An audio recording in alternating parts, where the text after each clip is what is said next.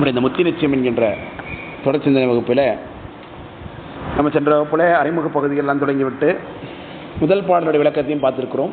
இந்த முத்தி நிச்சயம் என்கின்ற சாஸ்திரமானது ஆன்மானந்தவாதம் என்று சொல்லக்கூடிய பரஞான சம்பந்தர் என்கின்றவருடைய வாதத்திற்கான மறுப்புரையாக எடுத்த பரபக்க நூலாக இருக்கிறதுங்கிறத பார்த்துருக்கிறோம். ஆன்மானந்தவாதம் என்பது என்ன? உயிருக்கு இயல்பிலே ஆனந்தம் உண்டு, அது ஆணவமலத்தினாலே மறைப்பிக்கப்பட்டிருக்கிறது. அது இறைவன் ஆணவமலத்தை நீக்கிய மாத்திரத்தை உயிர் தன்னிடத்தை இருக்கக்கூடிய இயல்பான ஆனந்தத்தை அனுபவிக்கும் என்பது ஆன்மானந்தவாதம். சிவபெருமான் உயிருக்கு ஆனந்தத்தை கொடுக்கணும் என்பது என்ன வாதம்? அது வேற ஒரு பேர் சொன்னோம். Right, very good. வேற ஒரு பேர் சொன்னோம் சென்ற வகுப்புல.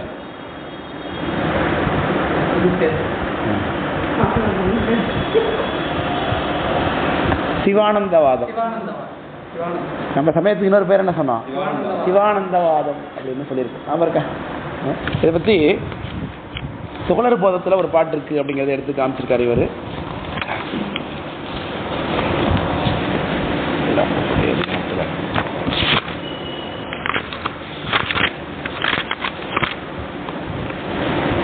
துகளர் போதம் பாட்டு. துகளர் போதம் யாரும் எழுதின நூல்? டேங்கப்பா, இத்தனை பகுதியில் வருது. அந்த நூல் ஃபெமிலியாக இருக்கிறதுனால தெரிஞ்சு வச்சிருக்கீங்களா இல்லையா?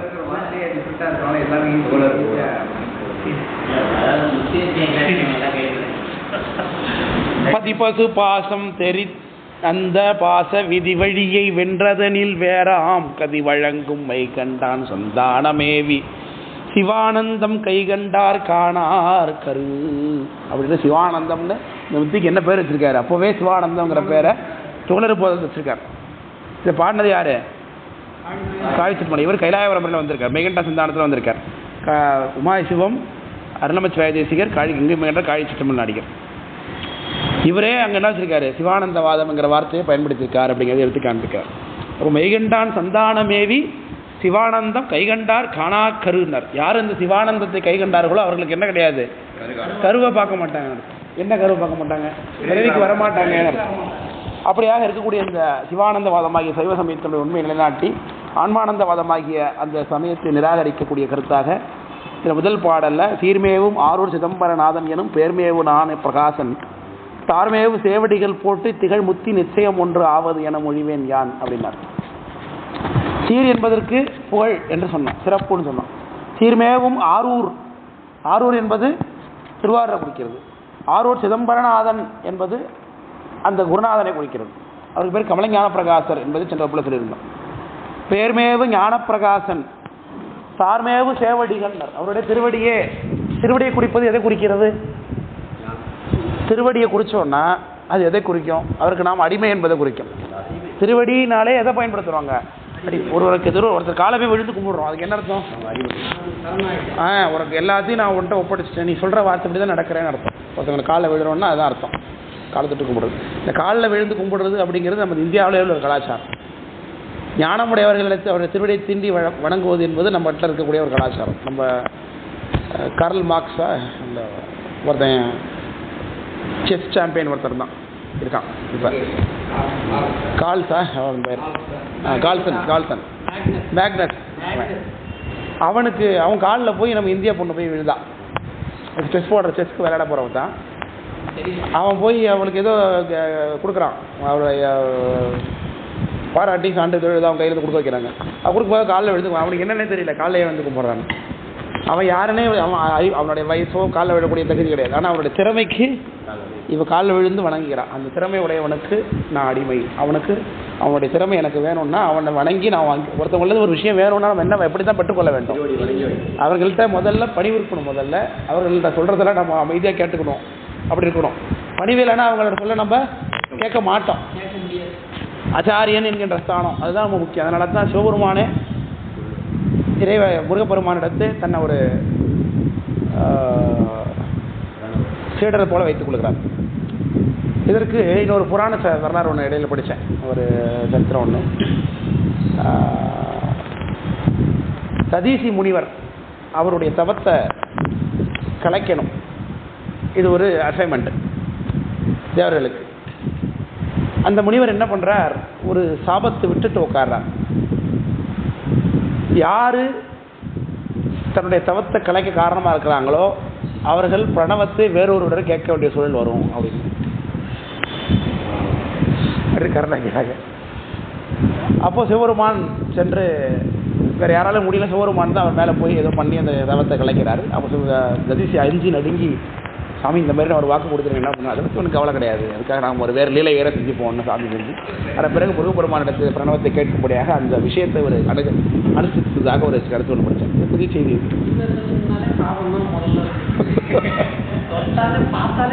தவத்துக்கு அவ்வளோ வலிமை இருக்கு.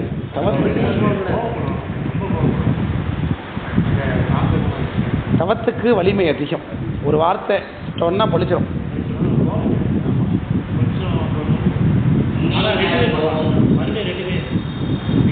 எல்லா முனிவரும் அப்படி கிடையாது. நிந்தனை பண்ணா யாரா இருந்தாலும் கோவம் தான் வரும். சும்மா இருக்கும் போதே கோவப்பட மாட்டார். துர்வாசர் மாதிரி கிடையாது எல்லாருமே. துர்வாசர் சும்மா எதுக்கிறதாலும் கோவப்படுவார், அவர் வேற. ஆனால் பொதுவாக எல்லா தவமுடையவர்களில் போய் நிந்தனை பண்ணோம்னா அதுக்கு இடையூறு பண்ணால் அவங்க அந்த வார்த்தை சொன்னால் பழிக்கணும் தான். நார்மலாகவே இதுலேயே இருக்குது. நம்ம சிலப்பதிகாரத்திலேயே முள்ளுடை காட்டில் முதுநரிகளாக போன கவுந்திரிகளே இருக்கிறாங்க. ரொம்ப பரத்தையர்கிட்ட 2 பேர் வராங்க. இப்போ கோவலனும் கண்ணகியும் நடந்து போயிட்டு திருச்சிராப்பள்ளிகிட்ட போயிட்டு இருக்கிறாங்க. மதுரை நோக்கி போகும்போது கவுந்திரிகள் கூட போகிறாங்க. அப்போ ரொம்ப பரத்தை ஒருத்தி அவங்க கூட இன்னொருத்த வர 2 பேர் வராங்க. 2 பேரும் கொஞ்சம் இடவிட்டுன்னா எங்கள் ஊர் பக்கத்தில் வார்த்தை சொல்லுவோம், இடவிட்டு பேசிட்டு இருக்கா. இடவிட்டு இடையில ஏதாவது விட்டு பேசுறது தேவையில்லாமல் ஏதாவது இடவிட்டு பேசிட்டு இருக்கா அதைப்பாங்க.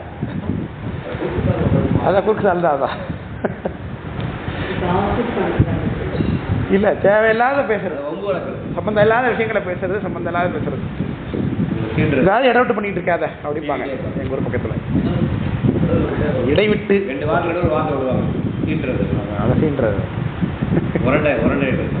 அது போல கவுந்தரிகள்கிட்ட பார்த்து நீங்கள் துறவியாக இருக்கீங்க, இந்த 2 ஆணும் பெண்ணும் கூட வந்திருக்காங்க, 2 பேர் யாருன்னு கேட்குறாங்க.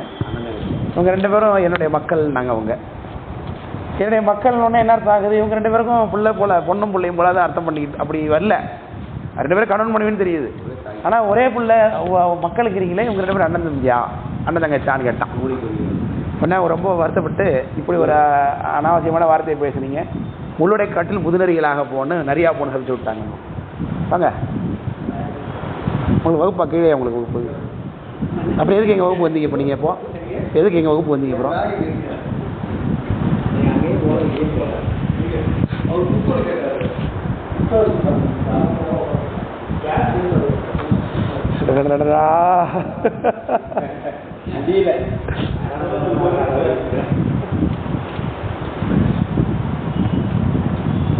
நல்ல எதுக்கு இங்கெல்லாம் போனப்போ?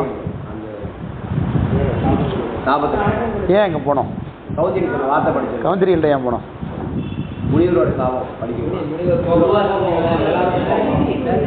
அதுக்கு எங்கே போனோம்? ஏன் போனோம்? அதுக்கு இந்த விஷயத்துக்குள்ள எதுக்கு போனோம்? இந்த பாட்டில இருந்து சம்மந்தப்படுத்தி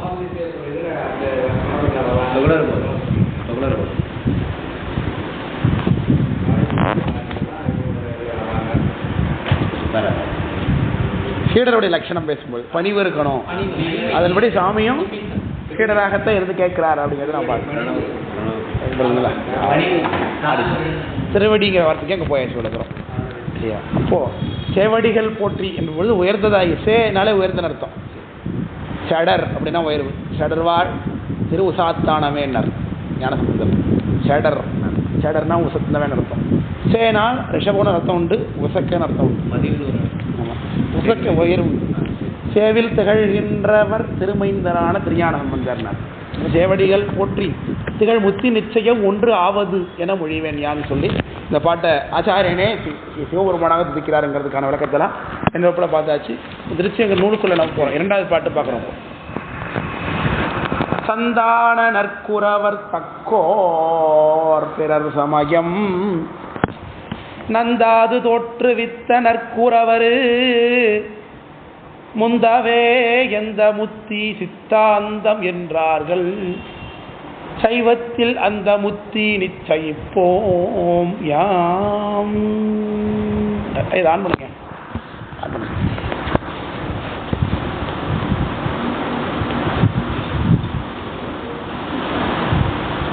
ரசிக்குதா?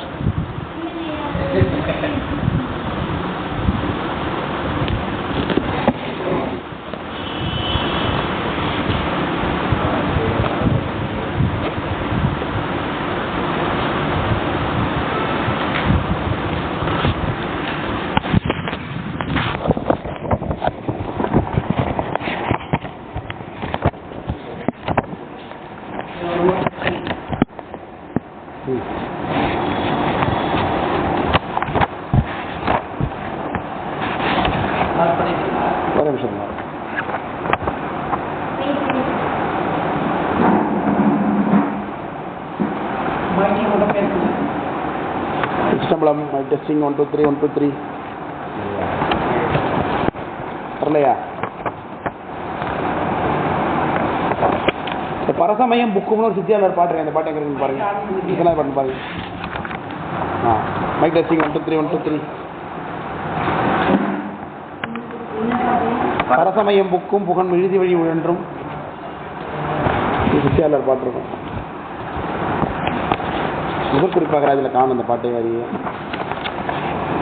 பக்கத்தில்.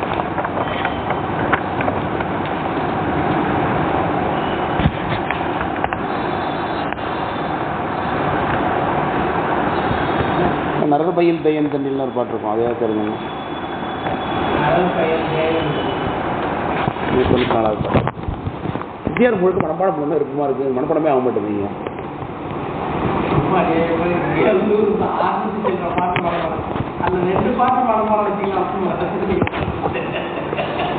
எல்லாத்துக்குமே அதுக்கே ரெப்பட்டி சொல்லிக்கிட்டே இருக்கும்.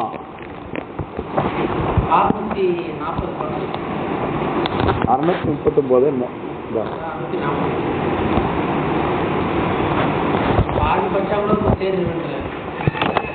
ஒரு பாட்டில் பாதி ஆறு விருத்தன் உடலாம் பார்த்தரி சித்தியில ஓர் விருத்த பாதி போகுது.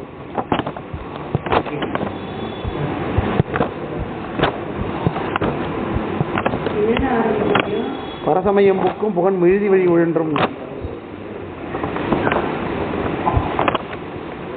புறச்சமய நெறி நின்றும் நான் அந்த மாட்டேன்.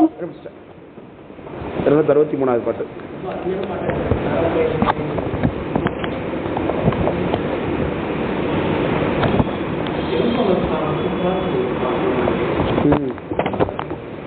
பேசியிருக்கோமே சகோதரம்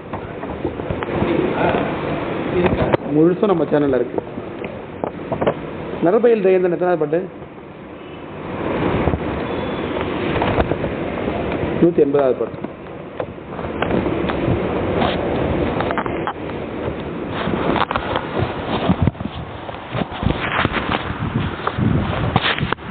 ஸ்டார்ட் பண்ணுங்க.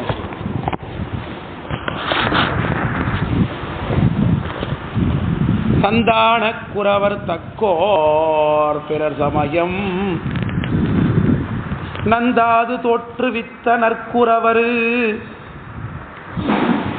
முந்தவே எந்த முத்தி சித்தாந்தம் என்றார்கள் சைவத்தில் அந்த முத்தி நிச்சயிப்போ யாம்.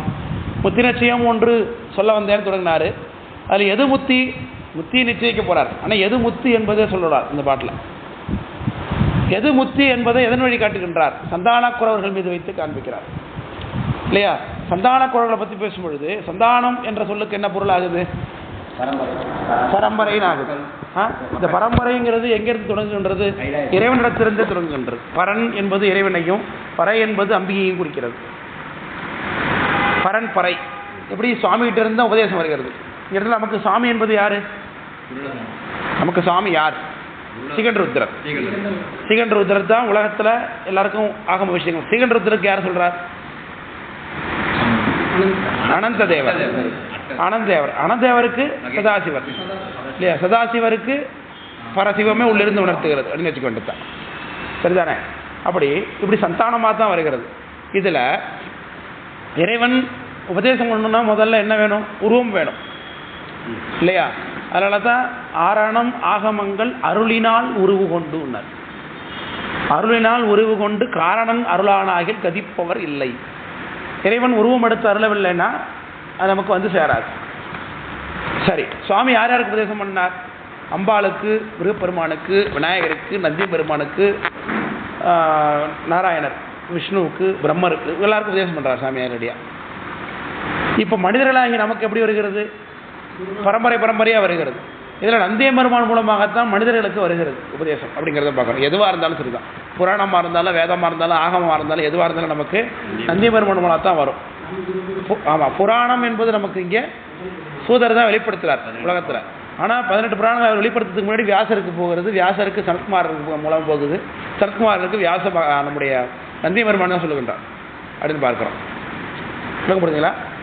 அதனால் இந்த சனத்குமாரருக்குமே அதை பற்றி காஞ்சிபுராணத்தில் ஒரு பகுதி வருகிறது. சனத்குமாரரே முதல்ல சிவபெருமானை பற்றி தெரிந்து கொள்ளாமல், சிவாகம் உண்மைகள் தெரிந்து கொள்ளாமல் வைதிகராக மட்டும்தான் இருக்கிறார் அப்படின்னு சொல்லப்படுகிறது.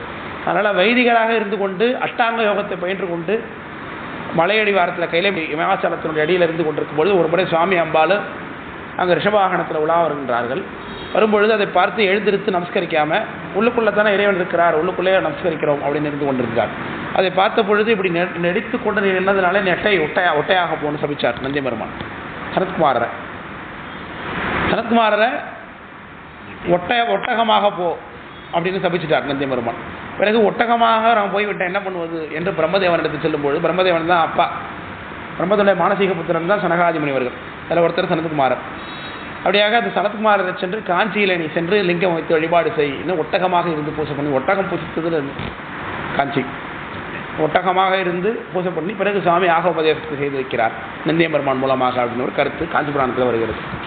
பிறகு பார்த்தீங்களா, அப்படி நந்தியம்பெருமானுக்கு வந்த உபதேசத்தை நந்தியம்பெருமான் பலருக்கு உபதேசம் பண்ணுகின்றார். அதில் நந்திகள் 4 முதலானவர்கள் என்பதை நமக்கு திருமூல தேவநாயனார் காண்பிக்கிறார் இல்லையா. மந்திரம் வந்த வழிமுறை மாலாங்கன் இந்திரனோடு பிரமன் உருத்திரன் கந்துரு காலாங்கன் கஞ்சமலையமான் இந்த 7வரும் என்வழியாமே என்று இவருடைய பரம்பரை எடுத்து காண்பிக்கிறார். அதோடு கூட நந்திகள் 4 அவரோடு கூட மன்று தொழுத பதஞ்சலி வியாக்கரபாதர் அதோடு கூட இவருன்னு சொல்ல ஒரு 7 பேரை எடுத்து காண்பிக்கிறார். இதில் இவர்களெல்லாம் நந்தியம்பெருமான்ட்ட நேரடியாக உபதேசம் கேட்டவர்கள் என்று பார்க்கிறோம். நந்தியம்பெருமான்ட்ட நேரடியாக உபதேசம் கேட்டவர்களில் சந்தானம் என்பது எப்படி உண்டாகிறது என்பதை பற்றி பேசும் பொழுது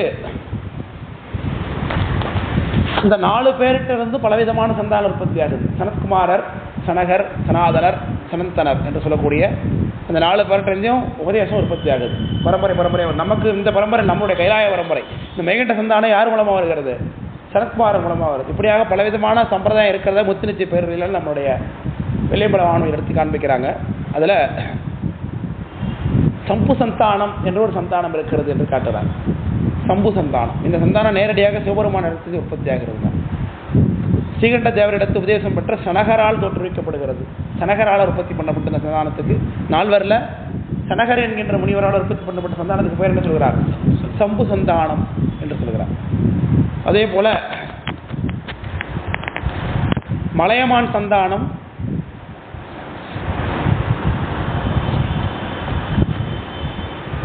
அப்படிங்கிறதும் இந்த சனகர் என்கின்றவரால் உற்பத்தி ஆகிறது. சனகாதி 4 பேர் இருக்காங்க இல்லையா, அதில் நம்ம சனத்குமாரை பற்றி தான் பேசிகிட்டு இருக்கோம். இந்த சனகர்னு ஒருத்தர் இருக்கார் பாருங்க, சனகர், சனாதனர், சனத்குமார, சனந்தனர்னு சொல்ல 4 பேர். அதில் சனகர் மூலமாக உற்பத்தி பண்ணப்பட்டது 2 பரம்பரைன்னு சொல்கிறார். இப்போ சம்பு சந்தானமும் மலையமான் சந்தானமும். அடுத்தது சனத்குமாரால விஞ்ஞான தேவ சந்தானம், மெய்கண்ட சந்தானம். ஆமாண்ணா, மெய்கண்ட சந்தானத்துடைய குருநாதர் யார் இங்க? சனத்குமார். சனத்குமார் அதனால விஞ்ஞான தேவர் சந்தானமும் மெய்கண்ட சந்தானம் உற்பத்தி ஆகிறதுன்னு எடுத்து காண்பிக்கிறார். அடுத்தது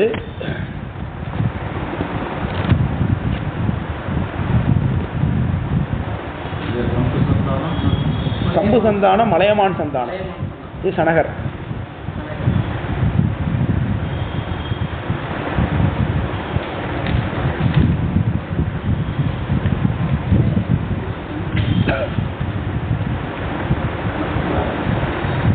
உபமன்யு தேவ சந்தானம், சிவானந்த போதர் சந்தானம், இதெல்லாம் சனந்தனரால் உற்பத்தி ஆகுது. உபமன்யு முனிவர் அப்ப யார்கிட்ட வந்திருக்காரு? இவர் உபமன்யு முனிவர். இப்ப கிருஷ்ணர் எந்த பரம்பரையில் வருவாரு? சனந்தனருடைய பரம்பரையில் வராரு. ஆமா. உபமன்யு தேவ சந்தானமோ சிவானந்த போதர் சந்தானமோ சனந்தனர் அப்படிங்கிறவளால் உற்பத்தி ஆகுது. பிரம்மதேவர் சந்தானம், சிங்கநாத தேவர் சந்தானம், இது 2 சனாதனர். சிவானந்த போதர். சிங்கநாத தேவர் சந்தானம், பிரம்மதேவர் சந்தானம், இது 2 சனாதனர் என்கின்ற 4வது முனிவருடைய வருகிறது.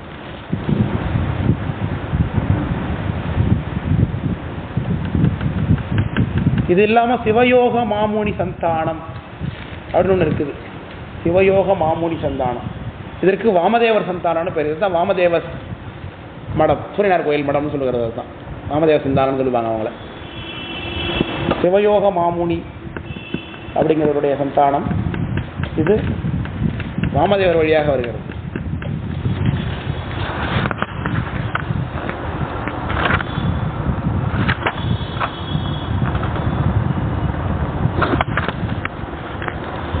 இறைவன் வாமதேவங்கிற முகத்து வழியாக கொடுத்தார் போல் இருக்கு. படிச்சு கொண்டுதான். அடுத்து நிறைந்த நாயனார் சந்தானம். இதை பதஞ்சலி உற்பத்தி பண்றார். என்னங்க சந்தேகமா சொல்லுங்க.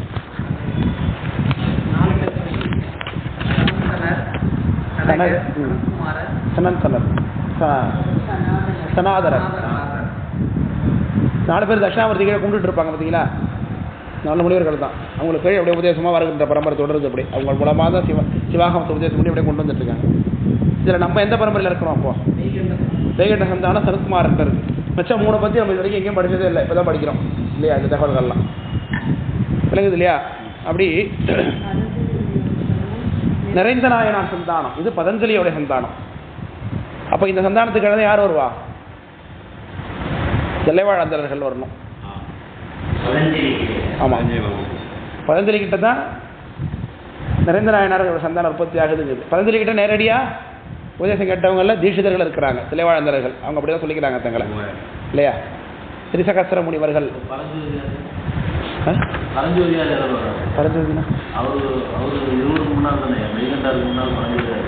ஆமாம், சனத்குமாரர் கீழே தானே பரஞ்சோதி. சனத்குமாரருக்கு கீழே சனத்குமாரர், சத்தியஞான தரிசினி, பரஞ்சோதி, அப்புறம் மெய்கண்டார். இப்போ மேலே உள்ள பேட்டு தான் பேசிடுவோம். கீழே உள்ளவங்களை பற்றி வரவே இல்லையே. நந்தியவர்மான்ட்ட கேட்ட 4 பேர், நந்தியவர்மான் பேட்ட 4 பேர் கேட்குறாங்க சார். நந்திகள் 4 பேர். அதோடு கூட மன்று தொழில் பதஞ்சலி, வியாக்கரபாதரும், திருமூலர். இதில் இருக்கக்கூடிய இந்த பரம்பரை தொடர்ச்சி 4 பேரோட உள்ள தொடர்ச்சியை பற்றி பேசிட்டு இருக்கோம். நம்ம இங்கே சரத்குமாரால் வந்தது மட்டும் தான் நமக்கு தெரியும். மற்ற 3 பேர் அப்புறம் வியாக்கரபாதரால் வந்தது சத்யோஜாத சந்தானம்னு பேர். பதஞ்சலியால் வந்தது நிறைந்த நாயனார் சந்தானம். வியாக்கரபாத முனிவர் மூலமாக வந்த பரம்பரைக்கு சத்யோஜாத சந்தானம்னு பேர். இல்லை புதுசாக இருக்கு இல்லையா நமக்கு இதெல்லாம் கேட்கறதுக்கு.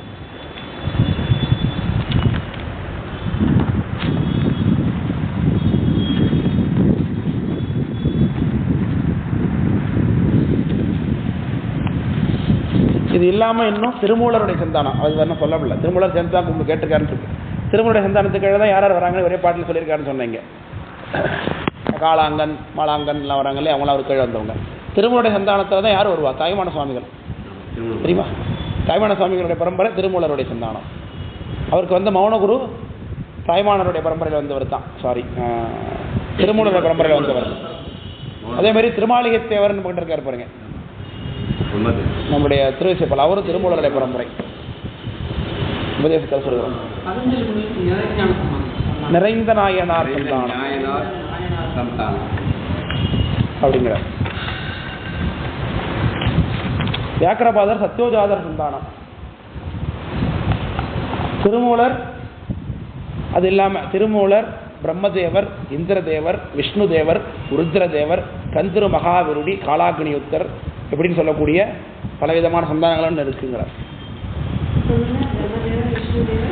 பிரம்மதேவர் பிரம்மன்ட்டு உபதேசம் வந்த பிரம்மனோட உபதேசமாக வர பரம்பரை.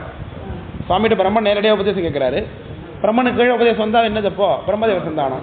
அது மாதிரி விஷ்ணு தான் சொல்கிறோமே நம்ம புராணம். இந்த பாட்டில் சித்தியார் பாட்டு வருது இல்லையா, நாரணன் முதலாய் உள்ளர் சுரர்நரன் நாகர்க்கெல்லாம் சீரணி கூட சந்தான செய்தி சென்றிடாவேன்னு நாராயணருக்கே சந்தானத்தில் வந்துடுறார். விஷ்ணுமூர்த்தியே நமக்கு ஆச்சாரியன் தானே இல்லையா. நமக்கு விஷ்ணுமூர்த்தி ஆச்சாரியனா இல்லையா? சிவபூஜையில் வச்சு கணேச கமலா குருபக்தி பூஜையில் விஷ்ணு வந்துடுறாருல, குருவாசியம் பூஜை பண்ணுறோம். சந்தான குரவர் வந்துடுறாரு. வரும் என்னென்ன பங்காளி நேரடியாக நம்ம பரம்பரைனாலும் நம்ம எல்லாருக்கும் தாத்தா யார்? சாமிங்கிறதுனால, நந்தியபெருமான்ங்கிறதுனால அவங்களாம் நமக்கு பங்காளிகள் வச்சுக்க வேண்டியது. அதுபோல் தான் நம்முடைய இந்த துழாவூர் ஆதீனத்துடைய உபதேச பரம்பரையும் தருமபுர ஆதீனத்துடைய உபதேச பரம்பரையும் ஒன்றாவே இருக்கும். இவர்கிட்ட கமலஞான பிரகாசர்கிட்டே இருக்கும்.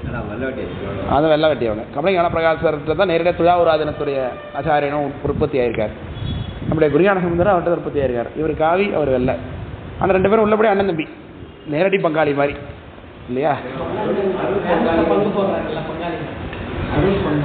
அருள் பங்காளி வச்சுக்கொண்டு ஒரு கொடியில் பூத்த 2 மலர்கள்னு வச்சுக்கிட்டுருக்கான்.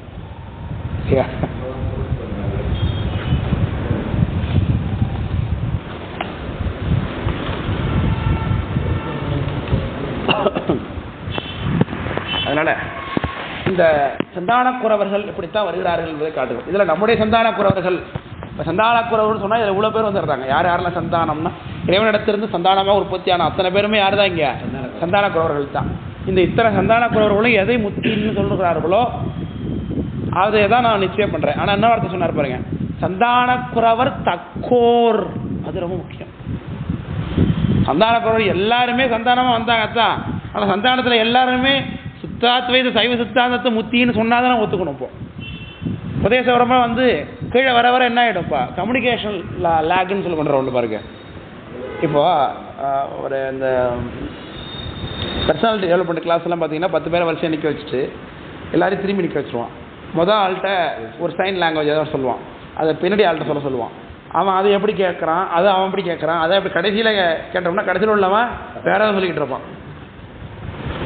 புரியுதா இல்லை சொல்கிறது இல்லையா? அப்போது இந்த கம்யூனிகேஷன் ஃபால்ட்னு ஒன்று இருக்கிறதுனால இந்த உண்மை கருத்து, இறைவன் கொடுத்த கருத்து சரியாக வந்து சேர்ந்திருக்கிறதா என்பதை நம்ம ஆராய்ச்சி செய்ய வேணும் இல்லையா?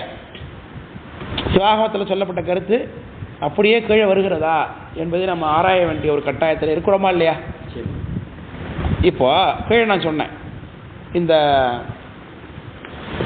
மறைஞான சம்பந்தருடைய சந்தானத்தை பற்றி பேசும்பொழுது அவரும் கைலாய பரம்பரையில் மேகண்ட சந்தானத்தில் தான் வரார். அதில் அவர் பழுதைக்கட்டி சம்பந்த பண்டாரம், சத்தியஞான பண்டாரம், கலந்த ஞானப்பிரகாச பண்டாரம், கண்கட்டி மறைஞான பண்டாரம், இப்படி வராரு இவர். இதில் பழுதைக்கட்டி சம்பந்த பண்டாரங்கிறவர் யார்? கைலாய பரம்பரையில் உமாவதி சிவாச்சாரியர் கீழே வரவங்களை பாருங்கள். உமாவதி சிவம், அருணமச்சிவாய தேசிகர், காழி கங்கை மெய்கண்டார், காழி சிற்றம்பல நாடிகள், பழுதைக்கட்டி சம்பந்த பண்டாரம்.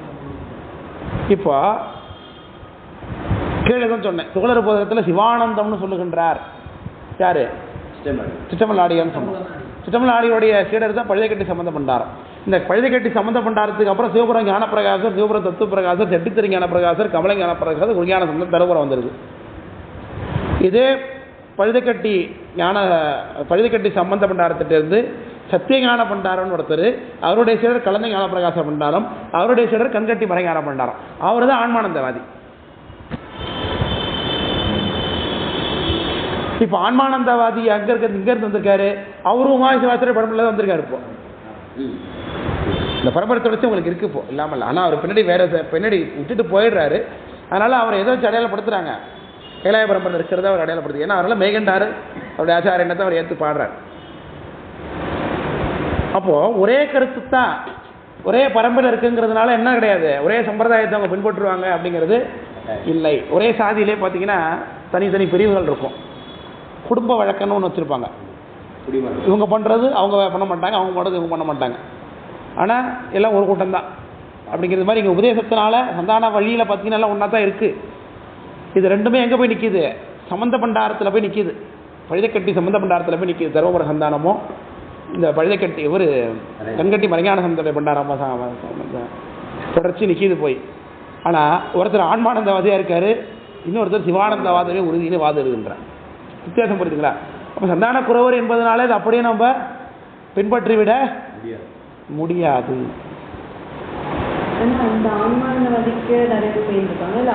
ஆன்மானந்தவாதிகள் நிறைய பேர் வந்துடுற ஆன்மானந்தவாதி ஆகிய இந்த மறைஞான சம்பந்தருடைய காலகட்டம் குருஞான சம்பந்தருடைய காலகட்டம். அவருக்கு அடுத்தது இந்த முத்து நிச்சயம் குருஞான சம்பந்தர் பாடுறாங்க. இந்த முத்து நிச்சயம் மாவாடிய 4வது மகாசன்யானத்துடைய சீடர், 5வது மகாசன்யானத்துடைய சீடர் தானே நம்மளுடைய வெள்ளியம்பல மாமுனிவர். கிட்டத்தட்ட ஒரு குறைந்தபட்சம் ஒரு 100 வருஷத்துக்கு பிறகு தான் வச்சுக்கலாம். குறைந்த 100 வருஷம் இருக்கும். ஏன்னா 5 தனியான வந்துட்டாங்கல்ல. குருஞான சம்பந்தர், ஆனந்த பிரச தேசிகர் 40 வருஷம். ஆனந்த பிரசருக்கு காலம் கிடையாது, ஏன்னா அவர் உடனே அடைஞ்சிட்டார். அதேபோல் சித்தானந்த தேசிகர், மாசிலாமணி தேசிகர், ஞானசம்பந்த தேசிகர் இருக்கிறாங்க. இப்போ ஞானசம்பந்தர் தான் இவருக்கு ஞானோபதேசம் பண்ணுகின்றார். மாசிலாமணி தேசிகர் சமய விசேட தேசிகம் பண்ணி பண்ணிட்டு அனுப்பிடுறாரு. ஞான தீட்சை காசிக்கு போயிட்டு திரும்பி வந்ததுக்கு பிறகு வெள்ளியம்பல முனிவருக்கு அஞ்சாசன ஞானம் தான் பண்ணுறாங்க. இப்போ குறைந்தபட்சம் ஒரு 100 வருஷம், குறைந்தபட்சம் 50வது கண்டிப்பாக இருக்கும், மாற்று கருத்தே கிடையாது. 50க்கு கொண்டு 100க்கு மேலே இருக்கும். குருஞான சம்பந்தருக்கு பிறகு 40 ஆண்டு காலம் திருமணத்துக்கு ஆச்சாரியர் இல்லாமல் இருந்தாங்கன்னு சொல்கிறாரு. 40 ஆண்டு காலத்துக்கு பிறகு தான் சச்சியானந்த தேசிகர் உற்பத்தி ஆகிறார். சாமி வந்து வெளில வந்து உற்பத்தி பண்ணி கொடுக்குறாங்க, உபதேசம் பண்ணி. ஸோ அதுக்கு பிறகு மாசிலாமணி தேசிகர் அவர் ரொம்ப புகழ்பெற்ற ஆட்சி நடத்தின ஆச்சாரியன். அவங்க தான் திருமுறை ஏட்டில் தன் திருவடியில் பண்ணுற திருமுறை ஏட்டில் காமிச்ச அற்புதம் செஞ்சவங்க அவங்க தான். அதே போல் 5வது மகாசன்யானம் கண்டிப்பாக 100 வருஷம் இருக்குமா இருக்காதா? நிச்சயமாக இருக்கும். ஒரு 100 ஆண்டுக்கு பிறகு இருக்கும் பொழுது அப்போ அந்த பரம்பரை தானே உற்பத்தி ஆகிருக்கும். இந்த மறைஞான சம்பந்தருடைக்கும் அவருக்கும் சீடர்கள் இருக்கிறாங்க. அதில் வெள்ளியம்பல மாமுனிவருடைய காலத்தில் வாழ்ந்தவருக்கு மறைஞான தேசிகர்னு பேர். அந்த பரம்பரையில் வாழ்ந்தவருக்கு மறைஞான சம்பந்தருடைய சீடர்கள் பல பேரில் இந்த மாபாடியத்துக்கு திருச்சி மாபாடி உற்பத்தி ஆகும்போது இருந்த அந்த பரம்பரையில் இருந்தவருக்கு பேர் என்ன சொல்கிறாங்க? மறைஞான தேசிகர்.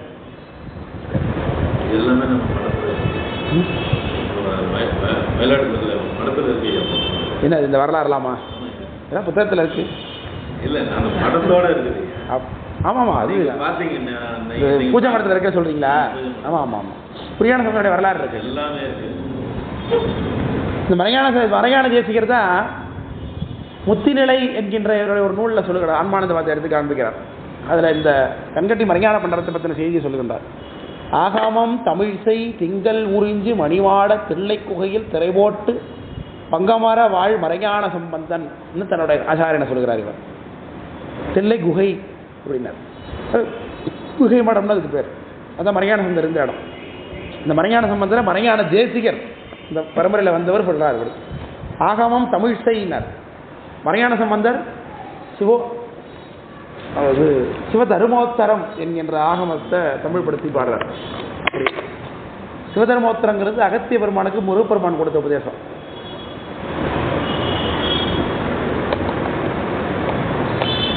அது அவர் தமிழில் பாடுறார். ஆகமம் அது இல்லாமல் நிறைய நூல்கள் பாடுறார். அற்புதமான புலவர் என்று அறிஞர்கள்லாம் அவரை பாராட்டுறாங்க. நிறைய புலவர், பெரிய புலவர். அருணாச்சலம் அவர் ரொம்ப ஆச்சரியமாக பாராட்டுறார். இந்த இடத்துல இந்த கேள்வி அழுத்தி விளக்கியிருக்கேன். சந்தான குறவர்களை பார்த்து நான் குருநாதரை சிவபெருமான வழிபாடு பண்ணுறதை பற்றி ஒரு விஷயம் சொல்லும் பொழுது, ஈசனே குருவனை என்பீர் ஆகில் அப்படிங்கிற ஒரு பாட்டை வெள்ளியம்பல மாமுனிவர் வேறு மாதிரி பொருள் கொண்டு அவரை வேண்டுனே கண்டிக்கிறார் அப்படின்னு அருணாச்சலம் அதை பற்றி சொல்கிறார். ஆனால் உள்ளபடியே அவரை பற்றி நிறைய பாராட்டக்கூடிய கருத்துக்கள் தான் இருக்குது மறைஞான சம்பந்தரை பற்றி. ஏன்னா அப்படி ஒரு இலக்கிய செடி உடையவராக இருக்கிறார் அப்படிலாம் இருக்கிறார்கள். சரி, என்ன வேணா இருந்துட்டு போட்டோம், அதை பற்றி கருத்து இல்லை. ஆனால் ஆன்மானந்தவாதம் பேசுகிறார், அந்த வகையில் தப்பு தானே. கோட்பாடே மாறி போயிட்டுங்கும் போது மற்றதெல்லாம் பண்ணத்தை ஏற்றுக்கிறது. நல்ல அலங்காரமான வேலைப்பாடு அமைந்து தட்டு, தங்கத்தட்டு, அதில் ஒரு பொருந்தாத பொருளை வச்சு சாப்பிட கொடுத்தாங்கன்னா என்ன பண்ணுறது? இப்போது சாப்பிட முடியாத ஒரு கருத்து அது நல்ல புலமையில் பாடி கொடுக்குறதுனால என்ன ஆகிட போகுது? இப்போ சொல்றது புரியுதா இல்லையா? உண்மை கருத்தை பேசுறது தான் சரியான நூலாக இருக்க முடியும். அதாவது ஒரு நல்ல புலமை வாய்ந்தவராக இருக்கார், நிறைய தமிழ்கள் பண்ணியிருக்காருங்கிறதுக்காக ஆனால் தமிழறிஞராக புலவராக வேணால் பாராட்டலாமே தவிர்த்து தத்துவவாதியாக எப்படி ஏற்றுக்கொள்ள முடியும்? ஆன்மானந்தவாதம் பேசுகிறாரே, விளக்கப்படுதுங்களா? அதனால் வெள்ளியம்பல முனிவர் பல இடங்களில் அவருடைய கொள்கைகளை கண்டித்து காட்டுறார். ஆனாலும் சில கருத்துக்களை சில விஷயங்களை அவருடைய கருத்து நல்ல புலமையெல்லாம் எடுத்து பாராட்டுறாருன்னு சொல்லுகிறார்கள். அதனால் இந்த சந்தானக்குறவர்களில் நம்முடைய பரம்பரையானது தக்கோர் யார்னு பார்க்கும்போது நம்ம பரம்பரை வரலாறு நம்ம பார்க்குறோம். அதில் பூத பரம்பரையினம் இப்போ சொன்னது அகசந்தானத்தை பற்றி. அடுத்து புறச்சந்தானம். இந்த புறச்சந்தானமும் வரணும்னாக்க கீழே உபதேசமும் வந்தாகணும். இந்த சந்தானங்கள் பல இருந்தது அப்படிங்கிறது எங்கிருந்து தெரிகிறது நமக்கு? சேக்கழார் சாமி புராணத்தில் சொல்கிறார். நந்தம் குருமரபுக்கு எல்லாம் முதற் குருநாதன்னார் சொல்கிறாரா? அப்போ குருமரபுன்னார். குருமரபுன்னாரா? குருமரபுக்கு எல்லாம்னார். அப்போ எத்தனையோ மரபு இருக்குன்னு தெரிஞ்சிருக்கு. யார் சொல்கிறாரு? இதை சேக்கழார் சாமி சொல்கிறாங்க. சேக்கழார் சாமி காலத்திலேயே அப்போ பலவிதமான சந்தான மரபுகள் இருந்திருக்குன்னு தெரிகிறது. இதில் சேக்கழார் சாமி எந்த மரபில் வராங்கன்னு தெரியல நமக்கு, இல்லையா? அவங்களும் உதயம் வாங்கியிருப்பாங்க தானே. ஸ்மிதி ஷாயருக்கு வந்தானே அவங்களுக்கு எந்த பரம்பில் இருந்தாங்கன்னு நமக்கு தெரியல. அப்படி ஞானசம்பந்தருடைய பரம்பரை ஒன்று இப்போ தமிழகத்தில் நிலவி கொண்டிருக்கிறது. அதுதான் மதுரை ஆதீனம்னு சொல்லுகின்றோம். மதுரை ஆதீனம் என்பது ஞானசம்பந்த பெருமானார் மதுரையில் சென்று தங்கியிருந்த பொழுது அங்கே உற்பத்தி பண்ண மடம். அப்போ எந்த ஆச்சாரம் எனக்கு ஞானசம்பந்த பெருமான் பிரணோபதேசம் பண்ணி ஆச்சார அபிஷேகம் பண்ணி வச்சாரான்னு தெரியல. அது அடிப்படையில் அப்படியே அந்த பரம்பரை தொடர்ந்து வந்து கொண்டிருக்கிறது. அதே மணிவாச பெருமானுடைய ஆட்சி சம்பிரதாயம்னா கூனம்பட்டி கல்யாணபுரி ஆதீனத்தை வழங்கி வருகிறது. மணிவாச பெருமானோட விதேச பரம்பரை என்று சொல்லிக் கொடுக்குறாங்க. மணிவாச பரம்பரை சொல்லுவாங்க. சரவணப்பட்டியா?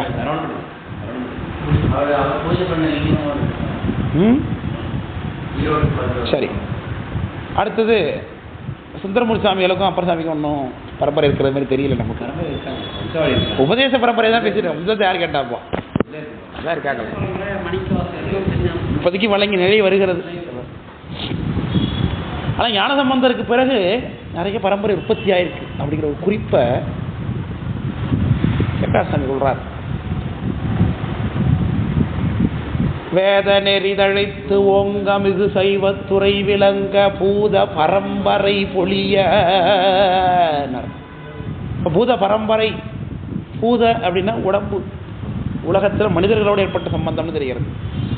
அப்போ இந்த சிவஞானமானது மேலே அகச்சந்தான குரலோடு சம்பந்தப்பட்டிருந்தது. ஞானசம்பந்தருடைய காலத்தில் நிறைய பல்கி பெரிய இருக்குன்னு இந்த குறிப்பிலேருந்து தெரிகிறது.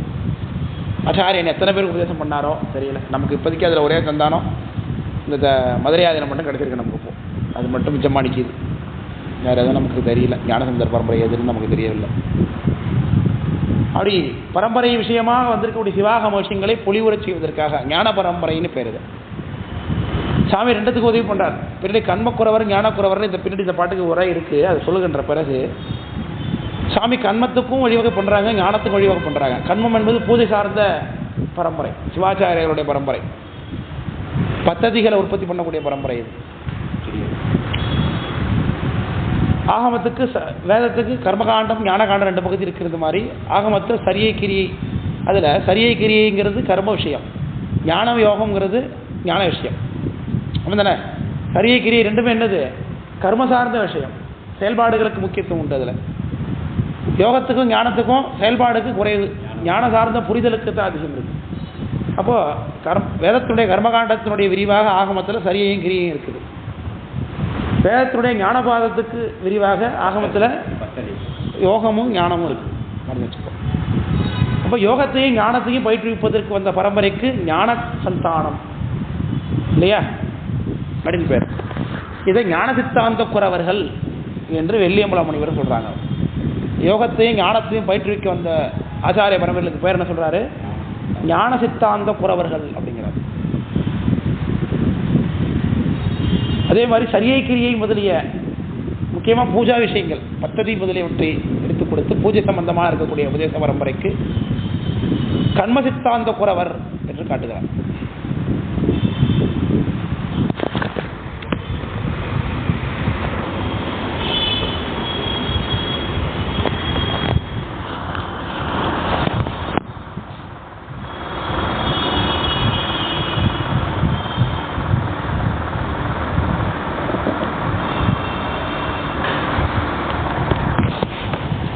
அதனால் இப்போ இவர்களுக்கும் உபதேசம் எங்கேருந்து வருது? ஆனால் பரம்பரை தான் வருது. ஆனால் இவருடைய முறையில் என்ன கொஞ்சம் மிகுதிப்பட்டு, ஆனால் ரெண்டு பேரும் கொள்கை வேறுபாடா? இல்லை. சரியை வழியாக சாமி அடைய முடியும், கிரியை வழியாக சாமி அடைய முடியும், ஞானத்தை வழியாக அடைய முடியும், யோகத்தை வழியாக அடைய முடியும். இவங்க எந்த வழியை பயன்படுத்தி கொடுக்குறார்கள்? இப்போ கைலாய பரம்பரையில் சிவஞான சித்தி நெறிவழி நெறி காட்டும் அப்படின்னு சித்தியாரை முதல் நூலாக கொள்ளுகிறோம் அப்படின்னு தர்மயாதன் சொல்லுகின்றோம். கைலாய பரம்பரையில் சிவஞான போத நெறிகாட்டும் அப்படின்னு திரைசியாதன் சொல்லிக் கொள்கிறது. அவங்க போதத்தை சிவஞான போதத்தை ரெண்டுத்துக்கு வேறு வேறு கொள்கையாக இருக்குது. சிவஞான போத சித்தியார் வேற வேறையா இல்லை. ஆனால் எந்த நூலை முதன்மையாக கொள்ளுகிறார்கள், எந்த பகுதியை முதன்மையாக கொள்ளுகிறார்கள் என்பதை பொறுத்து இந்த பரம்பரையில் சில சம்பிரதாய பேதங்கள் ஏற்படுகிறது. திருவாவடுதுறை தான் திருவாவடுதுறை அப்படிங்கிறத துறை செய்கிறோம். கோயம்புத்தூரை கோவைன்னு சொல்கிறது இல்லையா? ஒரு மாதிரி தருமபுரத்தை தருமைன்னு சொல்கிறது இல்லையா? தருமை குருமணிகள்னு தான் நீங்கள் சொல்லுவீங்க. துறைசை திருவாவடுதுறை அப்படிங்கிறத துறைங்கிறத வச்சு துறை செய்கிறோம். துறைசை ஆதீனம். அதே மாதிரி சூரியார் கோயில் ஆதீனத்தை அழகாக சொல்லுவாங்க, பானுகோயில் ஆதீனம்ங்கிறாங்க. திருச்சி பேரூரில் எடப்பாடி தேசிகர் எழுதியிருக்கார், பானுகோயில் ஆதீனம்னு எழுதியிருக்கார். அது சூரியனார் சூரியன்னா பானுகோயில் ஆதீனம். சில வார்த்தை வேதங்கள் ஞான பானுவாகின பானுங்க சூரியன். அதனால் இப்படியாக அந்த பரம்பரையில் கர்ம சித்தாந்த சம்பிரதாயம், ஞான சித்தாந்த சம்பிரதாயம்னு ரெண்டு சம்பிரதாயம் வருகிறது. கர்ம சித்தாந்த சம்பிரதாயத்தைக்கு அதாவது கர்ம சித்தாந்த சம்பிரதாயத்தை இருந்தாலும் கூட ஞான சித்தாந்த சம்பிரதாயத்தில் உபதேசம் கேட்டு வந்தால் தான் ஞானம் கை வரும் அப்படின்னு அப்படிங்கிறாங்க. சரியை கிரியை யோகம் ஞானம். ஞானத்தில் ஞானத்தை செய்கிறவங்க யார்? ஞான சித்தாந்த குறவர். ஞானத்தில் ஞானத்தை செய்கிறவங்க. 4 பாதத்தில் ஞானி 4க்கும் உரியவன்னு சித்தியார் சொல்கிறது இல்லையா? சரியை அப்படிங்கிறது மந்திராதிகாரம் தான். கிரியை அப்படிங்கிறது அர்ச்சனாதிகாரம். நிர்வாண தீட்சைங்கிறது யோகா அதிகாரம். ஆச்சாரியன் ஞானத்தை கொடுக்குறவன், அதனால அவனுக்கு ஞானத்தில் அதிகாரம் உண்டு. அதோட கூட எதுலேயும் அதிகாரம் உண்டு? 4லேயும் அதிகாரம் உண்டு. அவனுக்கு உண்டா இல்லையா? ஆமாம் தானே? ஆச்சாரியனுக்கு எல்லாத்துலையும் அதிகாரம் உண்டு. ஒரு டாக்டர் இருக்கார், டாக்டருக்கு சர்ஜரி பண்ண தெரியணும், கட்டு போடவும் தெரியணும். ஆமாம் தானே? கட்டு போடுறது யாரோட வேலை? கம்பவுண்டரோட வேலை. ஆனால் டாக்டருக்கு தெரியாமல் இருக்குமா என்ன? MBBS என்ன? Bachelor of medicine, bachelor of surgery. 2 degree அவர் படிக்கிறார் அட் ஏ டைமில். மெடிசனையும் படிச்சிருக்காரு, சர்ஜரி பண்ணதையும் படிச்சிருக்காரு. அதனால தான் அவரால் டாக்டராக இருக்க முடியுது. டாக்டரேட் அப்படின்னு என்ன அர்த்தம்? நிபுணர்னு அர்த்தம். அந்த தொழிலில் அவர் நிபுணர்னு அர்த்தம்.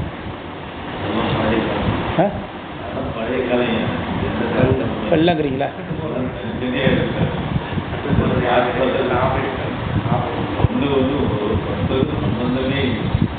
அதனால ஆச்சாரியனுக்கு 4 தெரியும். டாக்டருக்கு எப்படி எல்லாம் தெரிஞ்சிருக்கணுமோ, இப்போ கம்பவுண்டருக்கு என்ன தெரியாது? சர்ஜரி தெரியாது. விளக்க புரியுதா இல்லையா? டாக்டருக்கு சர்ஜரியும் தெரியும், கட்டு போடுறதும் தெரியும், ஊசி போடுறதும் தெரியும், மருந்து எழுதி கொடுக்கறதையும் மருந்து எடுத்து கொடுக்க தெரியும். டாக்டர் எழுதி கொடுக்க ப்ரிஸ்கிரிப்ஷனை வாங்கி மருந்து எடுத்து கொடுக்கறதுக்கு அந்த ஃபார்மசிஸ்ட்டுக்கு தெரியும். ஃபார்மசிஸ்ட்டுக்கு சர்ஜரி பண்ண தெரியுமா? ஆனால் டாக்டர் அந்த சீட்டை பிடிச்சா என்ன பண்ண முடியும்? மருந்து எடுத்து தர முடியும். எல்லாமே அவருக்கு தெரியும். அப்போது ஞானத்தை செய்யக்கூடிய ஆச்சாரியன் ஞான சித்தாந்த குறவன். அவன் ஞானி அப்படின்னு சித்தியார் பேசு. ஞானி 4னுக்கும் உரியன். சரிக்கு அதிகாரம் உண்டு, கிரியைக்கு அதிகாரம் உண்டு, யோகத்துக்கு அதிகாரம் உண்டு, ஞானத்துக்கு அதிகாரம் உண்டு. ஆனால் இந்த கண் சித்தாந்த குறவர்களுக்கு என்ன அதிகாரம் இல்லை? ஞானத்திற்குரிய அதிகாரம் இல்லை என்று சாதிக்கிறது நூல். விளக்கம் புரியுதா இல்லை சொல்கிறது? சரியை கிரியைக்கு தான் அதிகாரம், அதை தான் பண்ண முடியும்.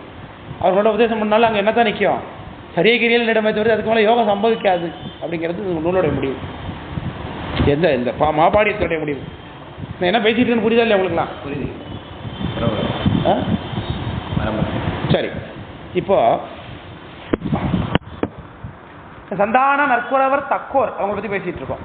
இந்த தக்கோர் என்பவர்கள் யார் அப்படிங்கிறத ஆராய்ச்சி பண்ணி பேசும் பொழுது, தக்கவர்கள் என்னும் பொழுது சந்தான பரம்பரையை வந்தவங்கள இந்த கண்ம சித்தாந்த குறவர்கள் சொன்னேன். இதில் முக்கியமாக தஞ்சை பெருமான்ட்டு வந்த அந்த பரம்பரையில் அகச்சந்தானத்தில் யார் யார் எப்படி 4ஆக பிரிஞ்சாங்க அப்படிங்கிறத காமிச்சோம். இதில் ஒவ்வொன்றுத்துக்கு 2 சந்தானம் சொன்னோம் இல்லையா? இதில் 2 ஒன்று கண்ம சித்தாந்தம், இன்னொன்று ஞான சித்தாந்தம். இதில் கண்ம சித்தாந்தங்கள் யார் யார் அப்படிங்கிறத ஒரு லிஸ்ட் கொடுக்குறாரு நம்முடைய மாபாடியத்தில் வில்லியம்பலமன முனிவர். உக்கரசோதி, சத்யோசோதி, கண்ம சித்தாந்த குறவர்கள் இவங்கெல்லாம். உக்கரசோதி, சத்யோசோதி, ஞான சிவாச்சாரியார், இவங்கெல்லாம் குருக்கள் சார். இவங்கெல்லாம் குருக்கள், இவங்கெல்லாம் சிவாச்சாரியார்கள். இவங்கெல்லாம் அப்போனா அதெல்லாம் என்ன பண்ணுவாங்க? அவங்கெல்லாம் ஞான சிவாச்சாரியார், சோமசம்பு சிவாச்சாரியார். இதுதான் சோமசம்பு பத்ததிம்பாங்க. அதுதான் கேள்விப்பட்டிருக்கீங்களா? சோமசம்பு பத்ததி. திரிலோச்சன சிவாச்சாரியார். திரிலோச்சன சிவாச்சாரியார். திரிலோச்சனம்னா என்ன? திரிலோச்சனம்னா என்ன? கண்ணு, முக்கன். திரிலோசனம்னா முக்கன், லோசனம்னா கண்ணு. அகோர சிவாச்சாரியார். இந்த வார்த்தை கேள்விப்பட்டிருக்கீங்களா? அகோர சிவாச்சாரி, அகோர சிவாச்சாரி கேள்விப்பட்டிருக்கீங்களா? நாராயணகண்டர், ராமகண்டர், போஜராஜர், இவங்கெல்லாம் குருக்கள் பரம்பரை. இதில் இப்போதைக்கு நம்ம பார்த்தா நில உலகத்தில் வழங்கி வர பரம்பரை 2 தான். பத்ததி தான் இப்போதைக்கு இருக்குது. சோமசம்பு பத்ததி, அகோர சிவாச்சாரிய பத்ததி. இப்போ எல்லாரும் பின்பற்றுவது அகோர சிவாச்சாரிய பத்ததி. ஆமாம், இந்த பத்ததிங்கிறது என்னென்னா, ஆகமத்தில் இருக்கக்கூடிய ஆகமம் விரிவாக சொல்லி போயிட்டே இருக்கும். இப்போ நம்ம சிவபூஜை நூல்கள் நீங்கள் படிக்கிறீங்க இல்லையா? சிவபூஜை புத்தகம் இப்போ தீட்சை எடுத்துட்டீங்கன்னா மடத்துலேருந்து சிவபூஜை புத்தகம் வாங்குறீங்க. இந்த புத்தகத்தில் எப்படி இருக்கும், எப்படிலாம் இந்த கிரியைகளை பண்ணணும் அப்படிங்கிறது விரிவாக கட்டன் ரைட்டாக டைட்டில் வைத்து எழுதியிருக்காங்க பாருங்கள். உங்களுக்கு எப்படி நீங்கள் யூசர் ஃப்ரெண்ட்லியாக அதை ஹேண்டில் பண்ணுறீங்களோ அந்த மாதிரி எழுதிருக்காங்க. ஞான விஷயம் புக்கெலாம் கிடையாது, சின்ன ஸ்பெராக்ஸ் தான் தருவாங்க. அதனால் அந்த என்ன சொல்லிட்டு இந்த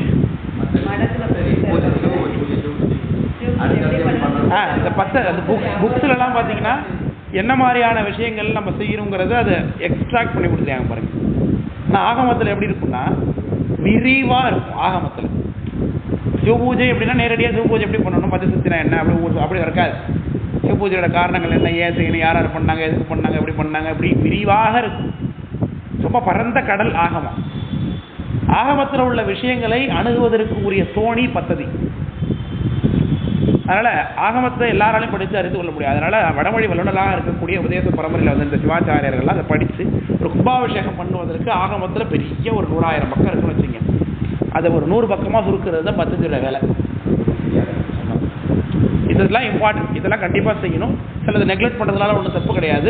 இதை இப்படி ஷார்ட்டாக பண்ணிக்கலாம், சிலது இன்னும் கொஞ்சம் ஸ்வீட்டாக பண்ணிக்கலாம், இன்னும் கொஞ்சம் விரிவு பண்ணணும், இது ஏன் பண்ணணும், எதுக்கு பண்ணணும் அப்படிங்கிறது மாதிரியான சில விளக்கங்களோட கூட இவர்கள் ஏற்படுத்தின அந்த நூல்களுக்கு பேர் என்னது, பத்ததி நூல்கள் என்று பேர். விளக்கம் புரியுதுங்களா? அதில் இப்பொழுதைக்கு நம்ம ரொம்ப ஃபெமிலியர், எல்லா கோயில்கள்லையுமே எல்லா குருக்கள் இப்போ இருக்கக்கூடிய எல்லா பாடசாலைகள்லையும் பயிற்றுவிக்கப்படுவது மேக்சிமம் அகோர சிவாச்சாரியார் பத்ததியை தான் பின்பற்றி கொண்டிருக்கிறார்கள். மற்றதெல்லாம் வழங்கலை என்று சொல்கிறார்கள். எல்லாம் போயிட்டு அது காமினா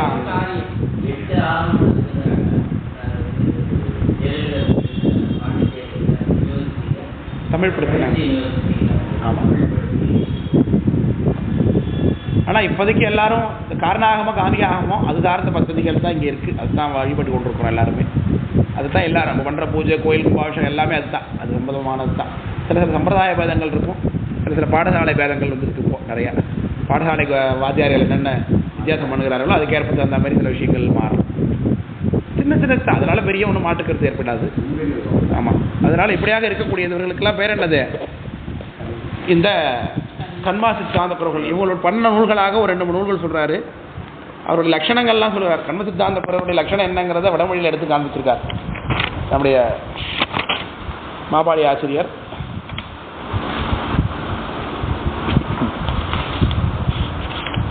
இதில் அஷ்டப்பிரகரணம், கிரியாக்கிரமம், சித்தாந்த சாராவளி முதலியவெல்லாம் இந்த மாதிரியான கர்ம சித்தாந்த குறவர்களாலே பண்ணப்பட்ட நூல்கள்ங்கிறார். அஷ்டப்பிரகரணம், சித்தாந்த சாராவளி, கிரியாக்கிரமம் இதெல்லாம் ஆகமத்தை ஒட்டி இவர்கள் ஏற்படுத்தி கொடுத்த நூல்கள். இது மூலமாக தான் பின்னாடி வந்த வழியாக இப்போ கோயில்களில் நடக்கக்கூடிய பூஜைகள் எல்லாம் நடக்குது. விலங்குகளா சொல்றது கிரியாக்கிரமம்.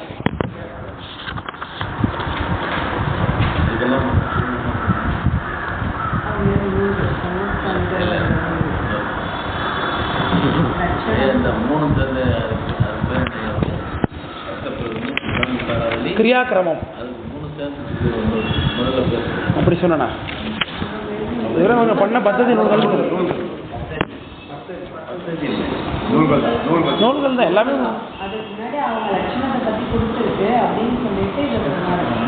இதுக்கு 3 பேர் இது சொன்னா அப்படி ஒன்றும் சொல்லுங்க.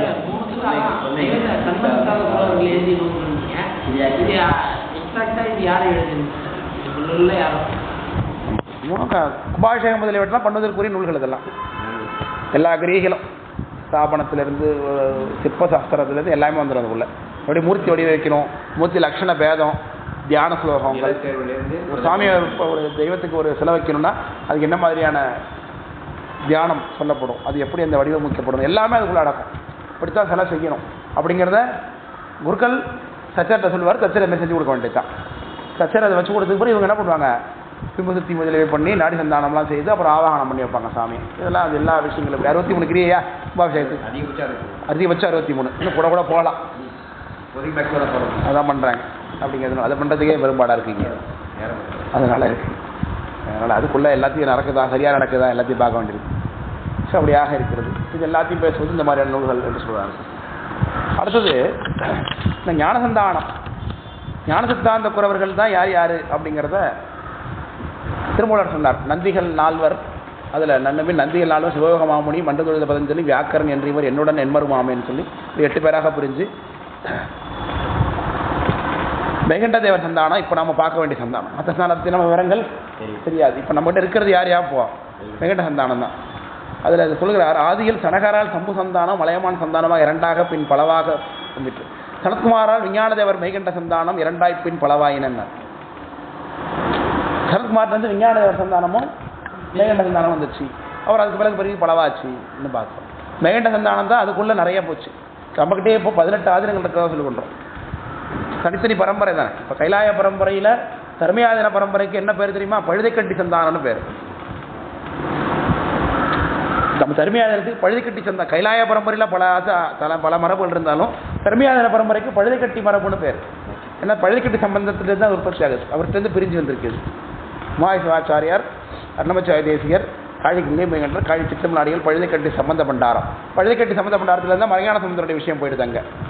இப்போ பழுதைக்கட்டி சம்பந்த பண்டாரத்துக்கிட்ட இருந்தால் சூப்பர் ஞானப்பிரகாசர், சத்துப்பிரகாசர், செட்டிச்சேரி ஞானப்பிரகாசர், கமலஞான பிரகாசர். கமலஞான பிரகாசர் வழியில் வந்ததுனால இன்னும் சொல்ல போனால் கமலஞான பிரகாசம் இந்த சந்தானத்துக்கு முக்கியமான கர்த்தா. அதனால கமலை ஞானப்பிரகாசன் பையன் படம் அப்படின்னு மடத்துக்கே பேர் வச்சுக்கிறோம். விளங்குது இல்லையா? இந்த நூலுக்கு இந்த சந்தான பரம்பரைகளை எடுத்து காண்பிக்கும் பொழுது இந்த பரம்பரை எங்கே சொல்லப்பட்டது தமிழ் நூல்கள் சொல்லும் பொழுது சிவபிரகாசத்தில் உள்ள நூலை எடுத்து பாட்டு எடுத்து காண்பிக்கிறார். சேவர பிரான் பலர் கையிலை காவல் பூண்ட திருநந்தி அவர்கணத்து ஓர் செல்வர், பாவில் பாவிய சத்தியஞான தரிசினிகள், பரஞ்சோதி மாமுனிகள், பதியா வெண்ணெய் மேவியசீர் மெய்கண்ட திரளார், மாறா விரவுகள் அருணந்தி வரலாறு செல்வத்தாவில் அருள் மறைஞான சம்பந்தர், இவர் இச்சந்தானத்து எமையாளம் தன்மையோரே. இவர் இச்சந்தானத்து எமையாளம் தன்மையோடு உமாவதி சிவாச்சாரியருடைய பரம்பரை எது என்பதை அவர் சிவபிரகாசத்தில் எடுத்து காண்பிக்கக்கூடிய பாட்டை எடுத்து சொல்கிறார். கைலாய பரம்பரையில் இவர் இங்கே வந்தார், உமாவதி சிவாச்சாரியர் எங்கேருந்து வருகிறார் என்பதை மறைஞான சம்பந்தர் மூலமாக தான் வந்ததாக காட்டுகிறார். மறைஞான சம்பந்தர் யார்? இப்போ சொன்ன மறைஞான சம்பந்தர் கிடையாது. இங்கே சொல்லிட்டு இருக்கோமே ஆன்மானந்தவாதி மறை, அவர் கிடையாது. இவர் உமாவதி சிவாச்சாரியருடைய கூறார். அந்த மறைஞான சம்பந்தர் தான் பட்டக்கட்டையில் பகற்கரடு ஏகுது காணியிருந்தார் இவரை பார்த்து. அந்த மறைஞான சம்பந்தருக்கு ஆச்சாரியர் அருண் சிவாச்சாரியார். அருண் சிவாச்சாரியருக்கு ஆச்சாரியன் மெய்கண்ட தேவநாயகர். இந்த 4 சந்தான குறவர்கள் நம்ம 3 பேர் தான் நூல் பண்ணவங்க. இந்த மறைஞான சம்பந்தரை ஏன் வச்சுருக்கோம்? அதில் அவர் தான் சீடருக்கு தொடர்பு, பரம்பரை தொடர்புக்காக தான் வச்சுருக்கிறோம் மறைஞான சம்பந்தம். நம்ம மெய்கண்ட நூல்களாக நம்ம வைத்திருக்கிறது 12 நூல்கள் இல்லையா? 14 நூல் நம்மகிட்ட மெய்கண்ட சாஸ்திரங்கள் இருக்குது. அதில் 2 மெய்கண்டாருக்கு முன்பே வழங்கிய ஒரு பரம்பரை சொன்னது. திருவியலூர் உய்யவந்த தேவநாயனார், ஆளுடைய தேவநாயனார், திருக்கடவுர் உய்யந்த தேவநாயனார் என்று சொல்லக்கூடிய 3 பேர். இல்லைங்கதா? இதெல்லாம் புரியுதா? என்ன பேசிட்டு புரியுது இல்லையா? நம்ம பேசுறது ரொம்ப டஃபஸ்ட் டாபிக். ஆனால் இதெல்லாம் உங்களுக்கு புரியுதா? தெரியுது. புரியலங்கிறது தெரியுது. இதான் பேசிட்டு இருக்காரு. மற்றவர்களுக்கெல்லாம் புரியுது இல்லையா? ஏன்னா அவர் இந்த உபதேச பரம்பரை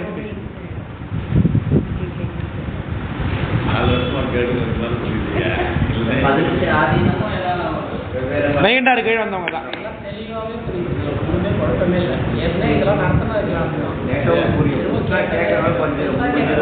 கான்செப்ட் தெரியணும். கான்செப்ட் உள்ளதான் முன்னாடியே பேசிட்டு இருக்கோம். இப்போ யார் எங்கே வந்தாங்க, யாரும் பொடி வழி தான் பேசிட்டு இருக்கோம். நம்ம வேற எதுவும் பேசல.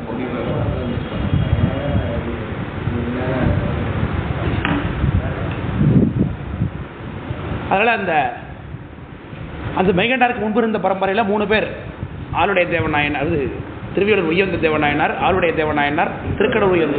இந்த பரம்பரை செய்த நூல் நம்மகிட்ட 2 இருக்குது. திரு உந்தியார் கல்றப்படியாரும். அதுக்கடுத்து மெய்கண்ட சந்தானம் வந்துச்சு. மெய்கண்ட சந்தானத்தில் நம்மகிட்ட 12 நூல் இருக்குது. இந்த 12 நூலில் மறைஞான சம்பந்தர் எந்த நூலும் பண்ணலை. அவரையே நம்ம ஆச்சாரியனை சேர்த்துக்கணும் தேவையில்லை. ஆனால் அவர் தான் ஆச்சாரிய பரம்பரைக்கு தொடர்ச்சி காரணம். அவர் தான். ஆமாம். மெய்கண்டார், அருள்நந்தி சிவம். மெய்கண்டாருக்கு 49 சீடர். 49 சீடர்லேயே 2 பேரோட நூல் இதில் இருக்குது. அருண் சிவாச்சாரியாரும் மணவாசம் கடந்தார் நூல் இங்கே இருக்குது. மணவாசம் கடந்தார்கள் யார் இருந்தாலும் நமக்கு தெரியாது. இப்போ அப்படியே அந்த பரம்பரை எங்கே போச்சு, என்னாச்சு நமக்கு தெரியல. வழங்குறாங்களா, இருக்காங்களா, இல்லையா, நமக்கு ஒன்றுமே தெரியாது. ஆனால் அதுவும் மெய்கண்ட சந்தானமாக தான் இருக்கும் இருந்திருந்தான். அருணந்தி சிவாச்சாரியார்கிட்டேருந்து நேரடியாக ஒரு கைலாய பரம்பரை உற்பத்தி ஆகுது. அதுதான் திருவண்ணாமலை ஆதீனம்னு பேர். அந்த ஆதீனம் தான் குன்றக்கூடிய மடம்னு சொல்லுவோம். அருண் சிவாச்சாரியர்கிட்ட நேரடியாக அந்த பரம்பரை வருது. குன்றக்குடி ஆதீனம் சொல்லுகிறோம் இல்லையா, அந்த மடத்துக்கு உண்மையான பேர் திருவண்ணாமலை ஆதீனம்னு பேர். நிறைய இருக்கு. புதுக்கோட்டையில் 5 கோயில்கள் அவங்களுக்கு நிர்வாகத்துக்கு கீழே இருக்குது. கோலக்குடி, பிரான்மலை எல்லாம் அவங்க நிர்வாகம் தான். பிரான்மலை அவங்க நிர்வாகம். குன்றக்குடி, கோலக்குடி, குன்றக்குடி, கோலக்குடி, திருப்பத்தூரா எல்லாம் அவங்களுக்கு கீழே இருக்கக்கூடிய பரிவாரத்தில் இருக்குது. அந்த பரம்பரை திருவண்ணாமலை ஆதீனம்னு பேர்.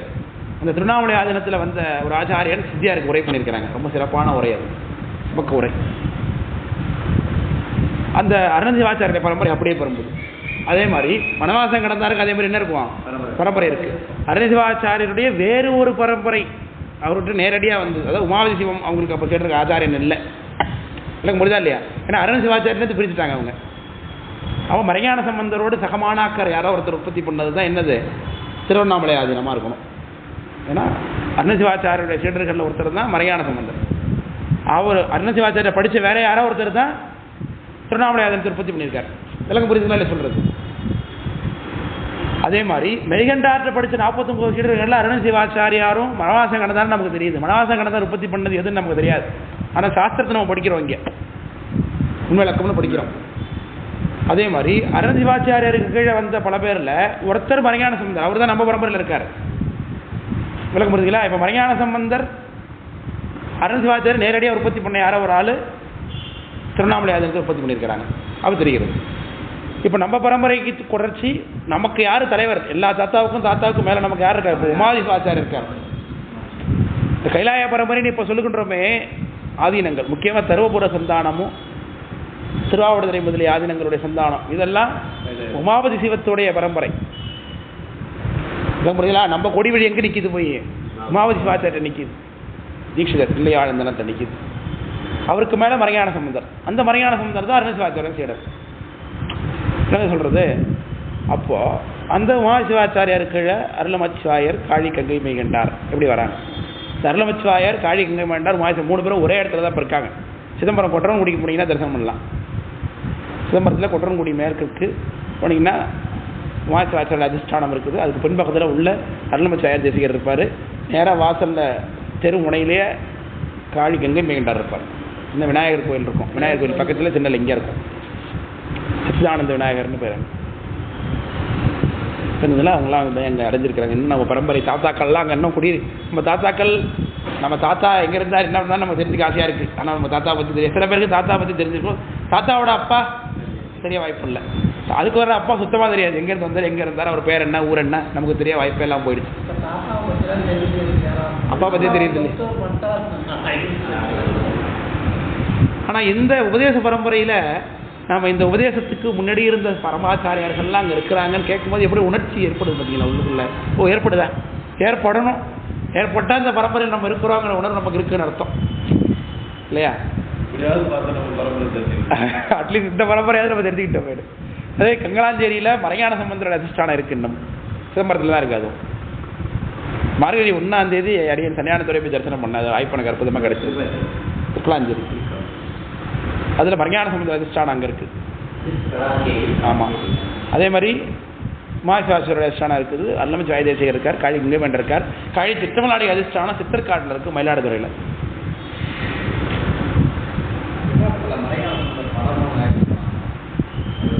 ஆமாம், அது அவர் தங்கிய சிறந்த இடம் அப்படின்னு வச்சுக்கொண்டாங்க. அவர் அதிஷ்டானம் திருக்கலாஞ்சேரியில் தான் இருக்குது, சிதம்பரத்தில் தான் இருக்குது. ஆமாம். காழி சிற்றமல் நாடிகள் தெரியுது. அப்புறம் பழையக்கட்டி சம்பந்த பண்டாரம் அவங்க எங்கே போயிருக்காங்க, எங்கே இருக்காங்கன்னு தெரியுது, தெரியாமல் போயிடுச்சு. பழையக்கட்டி சம்பந்த பண்டாரம், சிவபுரம் ஞானப்பிரகாசர், சிவபுரம் தத்துவப்பிரகாசர், செட்டித்தறி ஞானப்பிரகாசர், கமலை ஞானப்பிரகாசர் வரைக்கும். கமலை ஞானப்பிரகாசர் ஆச்சாரியன், அது இளரத்தில் இருந்த ஆச்சாரியன்னு தெரியுது அப்படி இறங்குது இல்லையா? அதுக்கு பிறகு சர்வபராதீனம் உற்பத்தி ஆகுதுன்னு பார்க்குறோம். இவங்க தான் இந்த சந்தான குறவர்களில் தக்கோர். தக்கோர் யாருன்னு பார்த்தா அப்படித்தான். சந்தான குறவரில் கண்ப சித்தாந்த குறவர் இருக்கிறாங்க, ஞான சித்தாந்த குறவர் இருக்காங்க, 2 பேர். அதுல தக்கோர் யாரு? ஞானத்துக்கு உரியவர் அதிகாரி யாரு? ஞானி ஞானினுக்கும் உரியன் என்ற பொழுது இந்த ஞான சித்தாந்த குறவர்கள் வரவங்க தான் ஞானத்துக்கு அதிகாரி அப்படின்னு. அதன்படி குருக்கள் எல்லாருமே கூட வந்து யார்கிட்ட தீட்சை வாங்கிக்கலாம். ஞானத்தில் ஞானம் செய்யக்கூடிய ஆச்சாரிகள்கிட்ட வந்து வாங்கிக் கொள்ள வேண்டும், வாங்கிக்கணும். அப்போ தான் அது முறையாக இருக்கும்னு சொல்லுகிற இந்த நூல். புரியுதுங்களா? அவர்களுக்கு கண்ம விஷயம்தான் உற்பத்தி ஆகுமே தவிர்த்து ஞானத்தில் ஞான உற்பத்தி ஆகணும்னா எங்கே வந்து ஆகணும்? ஞான சித்தாந்த பரம்பரைக்கிட்ட வந்து உபதேசம் வாங்கி கொண்டாதான் அது நடக்கும். அதுக்கு உதாரணமே உமாசிவாச்சாரிய வரலாறு இல்லையா? உமாசிவாச்சாரிய தில்லைவாழந்தரர், அவருடைய பெருமை என்னங்கிறது பெரிய புராணத்தில் பார்க்குறோம். போற்றி அப்படின்னு எந்த நாயன்மார் புராணத்தில் இருக்கல சேக்கரார் சாமி.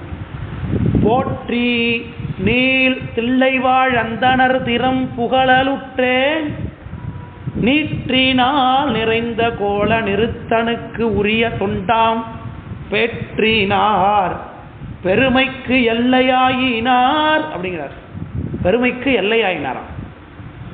அவங்க பெருமைன்னு ஒன்று இருக்கு, இதுதான் அடைய வேண்டிய பெருமைகள்னா அது என்ன ரீஜியனா அந்த ரீஜன் தீட்சிதர்கள் தாங்கிறார். அடுத்தது இன்னொரு பாட்டில் செம்மைய முதல்வனாரை போற்றி வாழ இம்மையே பற்று வாழ்வார் இனி பெரும் பேரு ஒன்று இல்லார். திளைவாழ்ந்தவர்கள் முத்திக்கு போகணும்னு அவசியம் இல்லைங்கிறார். இனி பெரும் பேர் என்ன? முத்தி பேர் தான். முதல்வனாரை இம்மையே பற்று வாழ்வார். இப்பவே நடராஜ அவங்க கையில் இருக்காங்க. அப்போ இம்மையே பற்று வாழ்வார் இனி பெரும் பேரு ஒன்று இல்லார் அப்படின்னு போற்றப்பட்ட திளைவாழ்ந்தவர்கள். இன்னும் கடைசியா சொல்றார் சேக்காட்டாங்க, எல்லாத்தையும் அதுக்கே சொல்லிக்கிட்டு இன்று இவர் பெருமையெல்லாம் இயம்பலாம் எல்லைத்தாமோ செந்தமிழ் பயனாய் வந்த திருத்தொண்ட தொகை முன்பாட அன்றுவன் தொண்டர் தம்மை அருளிய ஆரூரண்ணல் முந்திரு வாக்கால் குவத்த முதல் பொருள் ஆனார் என்றார்கள். தியாகராஜ பெருமானே நேரடியாக தில்லைவாழ்ந்ததும் அடியார்க்கும் அடியன்னு போய் பாடு எடுத்து காண்பிச்ச அந்த அடியவர்கள் கூட்டத்தில் ஒருத்தர். அவருக்கு இந்த சந்தான பரம்பரையில் வந்ததுக்கு பிறகு ஞானம் முழுமையாக வருகிறது என்பது சரித்திரம் உண்டா இல்லையா? அந்த பூஜாபதி பதஞ்சலி பூஜாபதி பதஞ்சலி பரம்பரை வந்தவங்க எல்லாம் படிச்சிருக்கோம். நம்ம தீட்சிதர்களை பற்றி பேசுகிறோம். நடராஜா பூஜை பண்ணுறாங்க. நடராஜாவை பூஜை பண்ணினாலும் பூஜை என்பது கிரியா சம்பந்தமானது மட்டும்தான். அது என்னத்துக்கு முழுசா பயன்படாது, ஞானத்திற்கு பயன்படாது. ஆமா. அப்போ இந்த ஞான பரம்பரையினுடைய பெருமை என்ன அப்படிங்கிறத நம்ம தெரிஞ்சுக்க வேண்டியதாக இருக்குது. இதுல இருந்து விளக்கம் புரியுங்களா? அதனால நிறைய குருக்கள், உண்மையான மெய்யன்பர்களாய குருக்கள்லாம் பார்த்தீங்கன்னா நம்மளுடைய சன்னியானத்துக்கெல்லாம் அந்த பீடத்துக்குரிய மரியாதை கொடுக்கறது பார்க்கும்போது அது காரணம் என்னங்கிறது புரிந்து கொள்ள முடியும். ஒன்றும் தெரியாத கைசிறதா எதை பிரச்சனை கேட்டதான் அப்படியே இருக்கு. நிறைய பேர் இருக்காங்க. அதுலேயும் இந்த மாதிரி பரம்பரையோட பெருமை என்ன? மெய்கண்டார் எங்களுக்கு ஒன்றும் இது கிடையாது, எங்கள் ஆச்சாரியன் எங்களுக்கு மெய்கண்டார் எங்களுக்கு கிடையாது, நாங்கள் நேரடியாக பெருமானுடைய சதாசிவருடைய 5 முகங்கள்லேருந்து நாங்கள் தீட்சிக்கப்பட்டவர்கள் அப்படின்னு சொல்லிட்டு இருப்பாங்க. அதனால் மெய்கண்டாரை நாங்கள் கும்பிடுறதில்லை. இப்படி எல்லாம் கருத்துக்கள் சொல்கிறாரு. அறியாமை தான். அறியாமல் இருந்தவாறு வேற என்ன சொல்ல முடியும்? அதனால ஆச்சாரியன் சிவபெருமானும் அடியாறு வேற வேற இல்லைன்னா ஆகமம் சொல்லுகிறது. அதில் கடைசியில் சித்தியாரில் கடைசி பாட்டு என்ன? ஆச்சாரியன் தான் அதாவது பரசிவன் இவன் என்றும் பரஞானம் இவன் என்றும் சித்தியார் காட்டுகிறது. ஆச்சாரியன் எப்படி சொல்லணும் அப்படிங்கிறது பக்கத்தில் கடைசி பாட்டு பாருங்க, ரொம்ப முக்கியமான பாட்டு. அந்த பாட்டு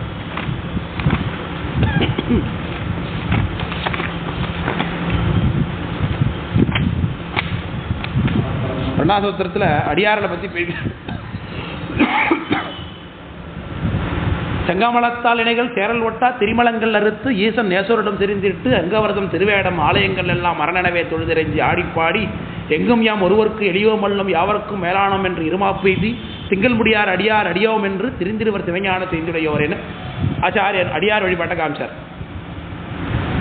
அடுத்தது அடியார்களை வழிபாடு பண்ணாதவங்க, அடியார்களை மதிக்காதவங்க எப்படிப்பட்டவங்க அப்படிங்கிறது சித்தியாரில் காட்டுகிறார். ஈசனுக்கு அன்பில்லார், அடியவருக்கு அன்பில்லார், எவ்வுயிர்க்கும் அன்பில்லார், தமக்கும் அன்பில்லார். இறைவனை மட்டும் கும்பிட்றவன் அடியாரை மதிக்காதவன் அவனும் தப்பானவன், தனக்கும் அவன் கெட்டவன். ஏன்? நல்லது செய்வது போல நல்லது செய்து கொள்கிறானே. சிவருமானை மட்டும் கும்பிட்டா பலன் கிடையாது, பலன் கொடுக்க மாட்டான் சாமி. ஒருவேளை அடியார் வழிபாடு தெரியாதவங்க கும்பிட்டா கூட அடியார் வழிபாடு தான் இதுன்னு நூலில் பிரமாணமாக இருக்க, அதை விட்டு சாமி தான் முக்கியம்னு அடியார் வழிபடுத்தலாம் கிடையாதுண்ணா. அதனால பேசுவது என் அறிவிலா பிணங்களைன்னு அவங்களாம் போனோம்னா யார் அடியாரை கும்பிடாதவங்களோ அடியார் இழிவுபடுத்துகிறார்களோ அவர்களெல்லாம் பிணங்கள். யார் சொல்கிறா? சகலாகம பண்டிதர் அருண் சிவாச்சாரியர் சொல்கிறார், குற்களா இருந்தவர் சொல்கிறார். அவங்க நம் இணங்கில் அவங்களோட நம்ம சேர்ந்தோம்னா பிறப்பினிலும் இறப்பினிலும் பிணங்கிடுவர். அவங்களோட சேர்ந்தா பிறப்பிறப்புல அடைய வேண்டியதுதான். அப்ப கர்ம சித்தாந்த தன்மை மட்டுமே ஏற்றுக்கொண்டு ஞான சித்தாந்தத்தை ஏற்றுக்கொள்ளவில்லை அப்படிங்கிறதுக்காக சொல்ல வரேன். பிணங்கிடுவர் விடுதி ஆசையோடும் அரணடியார் அடியாரை அடந்திட்டு அவர்கருமம் உன்கருமமாக செய்து கூசி விழுந்து அருள் யானக்குறியில் என்று கும்பிட்டு தட்டமிட்டு கூத்தாடி திரிய என்ன அடியார்கள் அடுத்து சொன்னார். தங்கமரம் எப்படி சேவை பண்ண வேண்டும், அடியார்கள் எப்படி பூஜை பண்ணணுங்கிறார். அறிவறியாந்தனை அரிய யாக்கையாக்கி அங்கங்கே உயிர்கோயர அறிவு கொடுத்து அருளால் சிறிதலால் திருவேடம் சிவனுருவே ஆகும். சிவோகம் பாவிக்கும் அத்தால் சிவனும் ஆவர். குறியதனால் இதயத்தை அரணை கூடும் கொள்கையினால் அரணாவர். குறியோடு தாமழியும் நெறியதனால் சிவமேயாய் நின்றிடுவர். அதனால் என்றால் நேசத்தால் தொழுதிடுனி பாசத்தார் விடவே அண்ணன் அடியாருக்கு கூட சொன்னார். திரும்பவும் அடுத்தது லிங்க வழிபாட்டை சொல்கிறார். ஆச்சாரியர் அடியார் வழிபாட்டை விட லிங்க வழிபாடு வசதி. அடுத்தது என்ன, லிங்க வழிபாட்டை விட அடியார் வழிபாடு வசதி. லிங்க வழிபாடுனா என்னங்கிறத காட்டுகிறார். திருக்கோயில் உள்ளிருக்கும் திருமணி தன்னை சிவனெனவே கண்டவருக்கு சிவனொரு வணங்கே உருக்கோழி மந்திரத்தாரை நினையும் அவருக்கு உலனெங்கும் இளனங்கும் உலனென்பார்க்கும் இருப்பாய வடிவாய் இந்தனத்தில் எரிபோல் மந்திரத்தில் வந்துதிப்பன் இருந்திரபிக்கெங்கும் உருக்கான ஒண்ணாத பால்மலைப்பால் விரும்பி ஒழுவது போல் வெளிப்பட்டவன் அன்பர்க்கே. அப்ப கூட அன்பருக்கு தான் வெளிப்படுவான் என்று காட்டார் லிங்கத்தில். நிறைவாக உயர்ந்ததான ஒரு வழிபாட்டை காண்பிக்கிறார். கடைசியில் சித்தியார் கடைசி பாட்டு 326வது பாட்டில் வருகிறது. குருவோட லட்சணம் என்னங்கிறத காண்பிக்கிறார். ஞானயோக கிரியா சரியை நான்கும் நாதன் தான் பணி நாணி நானுக்கும் உரியன் தான் ஞானி நாலனுக்கும் உரியன். குணவிழா யோகம் முதல் 3னுக்கும் உரியன் யோகி. கிரியாவான் தனக்கு ஒன்கிரியை ஆதியான 2னுக்கும் உரியன். சரியின் நின்றோன் அச்சரியைக்கே உரியன். அதனால் யாருக்கும் இனமிலா ஞான குருவே குருவும் இவனே ஈசன் இவன்தான் என்றும் இறைஞ்சி ஏத்த. இந்த பாட்டில் சரியைக்கு யாரு அதிகாரின்னா சரியை உடையவன் மட்டும்தான் அதிகாரி. கிரியைக்குரிய குருநாதர் கிரியைக்கும் சரியைக்கும் அதிகாரி. யோகத்துக்குரிய குருநாதன் யோகத்துக்கும் கிரியைக்கும் சரியைக்கும் அதிகாரி.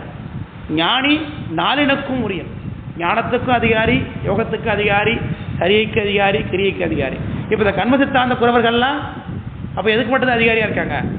சரியைக்கும் கிரியைக்கும் மட்டும் அதிகாரியாக இருக்காங்க. அவங்களுக்கு என்ன கிடையாது? அப்போ ஞானத்துக்கு அதிகாரி கிடையாது. எனக்கு தெரிஞ்ச ஒரு அன்பர் அவர் சொல்லுகின்றார், நாங்கள்லாம் குருக்கள்கிட்டே தான் தீட்சை வாங்கிப்போம் நேரடியாக. குருக்கள் பண்ணலாம், தப்பு கிடையாது. குருக்கள்கிட்ட நேரடியாக உபதேசம் வாங்கி பண்ணுவது தவறே கிடையாது, தப்புன்னு நான் கண்டிக்க வரல. ஆனால் அவங்க வழி ஞானாச்சாரிய பரம்பரையில் வழிபாடுறது தான், உபதேசம் வாங்கிக்கிறது தான். ஆனால் இவர்களுக்கு என்னவோ ஒரு ஆடம்பரம் முடிச்சு போய் ஏதோ ஒரு கவர்ச்சி இருந்ததுனால என்னவோ தெரியல, குருக்கள்கிட்ட வாங்குறது தான் நல்லதுன்னு குருக்கள்கிட்ட வாங்கிட்டார் அவர். எனக்கு தெரிஞ்சு ஒருத்தர் இருக்கார் அப்படி. அப்போ இந்த நூல் என்ன சொல்லுகிறது? ஞான சித்தாந்த குறவனுக்குத்தான் நாலனுக்கு அதிகாரம்னு சொல்லுகிறது. அப்போ குருக்கள்கிட்ட வாங்குறது தப்பு கிடையாது, வாங்கினா எதோட நின்று போயிடும், சரியையும் கிரியையும் நின்று போயிடும். ஞானத்தை அடையிறதுக்கு திரும்ப பிறந்து வந்து உயர்ந்த பிறவி அடைந்து ஞான சித்தாந்த குறவரிடத்தை நீங்கள் வாங்கினா தான் என்ன ஆகும், அந்த பிறவி பயனை அடைய முடியும். அப்படிங்கிறது நம்மளுடைய கருத்து இல்லை, வித்யாருடைய கருத்து. அதைத்தான் கர்ம சித்தாந்த குறவர்னு பிரித்து ஞான சித்தாந்த குறவர்னு பிரிச்சும் நமக்கு இதை காண்பிக்கிறார். விளக்க முடியுது நான் சொல்கிறது? ஆமாம். அதனால் ஞான சித்தாந்த குறவர் கர்ம சித்தாந்த குறவர்னா யார், அதில் ஞான சித்தாந்த குறவர்னா யாருங்கிறத குருவோட லட்சணம் சொன்னார். அப்புறம் குரு என்ன பண்ணுவார்? தீட்சை பண்ணுவார்னார். மந்திரத்தால் மருந்துகளால் வாய்த்த யோகத்தால் மணிரக குளிகையினால் மற்றும் மற்றும் தந்திரத்தை சொன்ன முறை செய்ய வேத சகல கலைஞானங்கள் திரிகால ஞானம் அந்தமிழா அணிமாதி ஞானங்கள் எல்லாம் அடைந்திடும் ஆசான் அருளால் அடிதேர் ஞானம் வந்திடும் மற்றும் ஒன்றாலும் மாறாது. ஆசானை அடையக்கூடிய அந்த வழிபாட்டினால தான் ஞானம் கிடைக்குமே தவிர்த்து மற்றும் ஒன்றினாலும் மாறாது ஆகும், மற்றவையும் அவன் அருளால் மருவும் அன்றே என்று சொன்னார். கடைசியாக ஆச்சாரியன் எப்படி பார்க்கணும் முடிக்கிறார் நூலை. 328வது பாட்டு, கடைசி பாட்டு. பரபிரம்மம் இவன் என்றும் பரசிவன் தான் என்றும் பரஞானம் இவன் என்றும் பராவரன் தான் என்றும் அரண் தரும் சீர்களை எல்லாம் இவனே என்றும் அருள்குருவை வழிபடவே அவன் இவன் தானாயே இறங்கிய வாரணம் ஆமை மீன் அண்டம் சினையை இயல்பினோடும் பரிசித்து நினைந்தும் பார்த்து பரிந்து இவைதாம் ஆக்குமா போல் சிவமே ஆக்கும் பரிசித்து சிந்தித்து பார்த்தும் தானே என்று ஆச்சாரியர் எப்படி தீட்சை பண்ணி நம்மளை மேலே கொண்டு போவார் அப்படிங்கிறத காட்டுறார். அப்போ ஞான சித்தாந்த குறவர் தான் யார் இங்கப்பா? தக்கோர். சந்தானக்குறவர் தக்கோர் என்று இந்த பாட்டில் தெரிகிறது. விளக்கம் புரியுதுங்களா? சந்தான நற்குறவர் அப்படிங்கிறது. அதோட இந்த அமர்வை நிறைவு பண்ணிவிடுவோம். ஒரு சிறிய இடைவேளைக்கு பிறகு தொடரலாம் இல்லையா? கீழே வகுப்பு இருக்கா உங்களுக்கு? அதான் கண்ணாடி பார்த்து தெரியாத பார்த்துருக்கீங்களா? அதில் நந்தாது தோற்றுவித்த நற்குறவர். எதை தோற்றுவித்தாங்க? ஞானத்தை, பரம்பரைய. எதை நந்தாது? பிறர் சமயம் நந்தாது. இது ரொம்ப முக்கியமான கருத்து. நம்முடைய ஆச்சாரியர்களுடைய கருணை பாருங்க. சமணன் என்ன நினைப்பான்? எல்லாம் அழிஞ்சணும்னு நினைப்பான். கிறிஸ்தவன் என்ன நினைக்கிறான்? மற்ற சமயம் எல்லாம் அழிஞ்சு போகணும், கிறிஸ்தவம் மட்டும் வளரணும்னு நினைக்கிறான். இஸ்லாமிய என்ன நினைக்கிறான்? இஸ்லாத்தை ஏற்றுக்காதவெல்லாம் காஃபி இருக்கிறான் அவன், மற்றதெல்லாம் அழிஞ்சு போகணுங்கிறான் அவன் இல்லையா? சாக்தரை ஒருத்தர் எடுத்துங்க, சிவபெருமான் கடவுளே கிடையாதுன்றான். ஸோ அம்பாள் மட்டும்தான். சிவபெருமான் அம்பாள் கட்டுப்பட்டவன் தான். சிவபெருமானை கீழே போட்டு படுக்க வச்சு மேலே ஏறி அம்பாள் உட்காந்துட்டு இருக்கா அப்படிமா அவன். மற்ற சமயத்தை இழிவுபடுத்தும், சிவபெருமானை இழிவுபடுத்தும். வைஷ்ணவன் எடுத்துங்க, திருமால் தான் பரதெய்வம். சிவபெருமானை திருமால் காப்பாற்றினார். ரெண்டாவது பானாசுரனை ஒருத்தன் என்ன பஸ்மாசுரன் அந்த வரலாறு எடுத்து பேசுவாங்க.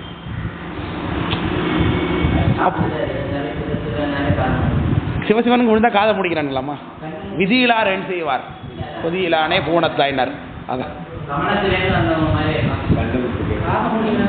நம்முடைய பாஞ்சராத்திரி வகுப்புக்கு நீங்கள் வரலையோ, பரபக்ஷம் அதை கேளுங்க, அனுதுவோம். ஏன் அவங்க அப்படி இருக்காங்கிறத பேசியிருக்கோம். அதில் வைஷ்ணவர்கள்லாம் ஏன் பாஞ்சராத்திரிகளாக இருக்கிறார்கள், அவங்க ஏன் திரிப்புண்ட ஊத்த குணம் தரிச்சுக்கிறாங்க அப்படிங்கிறதெல்லாம் சதீசியோட சாபம். தக்ஷ வேள்வியில் கலந்து கொண்டதுனால இப்படி ஊர்த்தவ குண்டம் தரித்து கொண்டு கையில் முத்தண்டை ஏந்தி கொண்டு இப்படி திருமாலே உங்களை அஞ்சு ஓடும்படியாக நீ அவனை கடவுளாக வழிபாடு பண்ணுவீங்கன்னு சாப்பிட்டார்.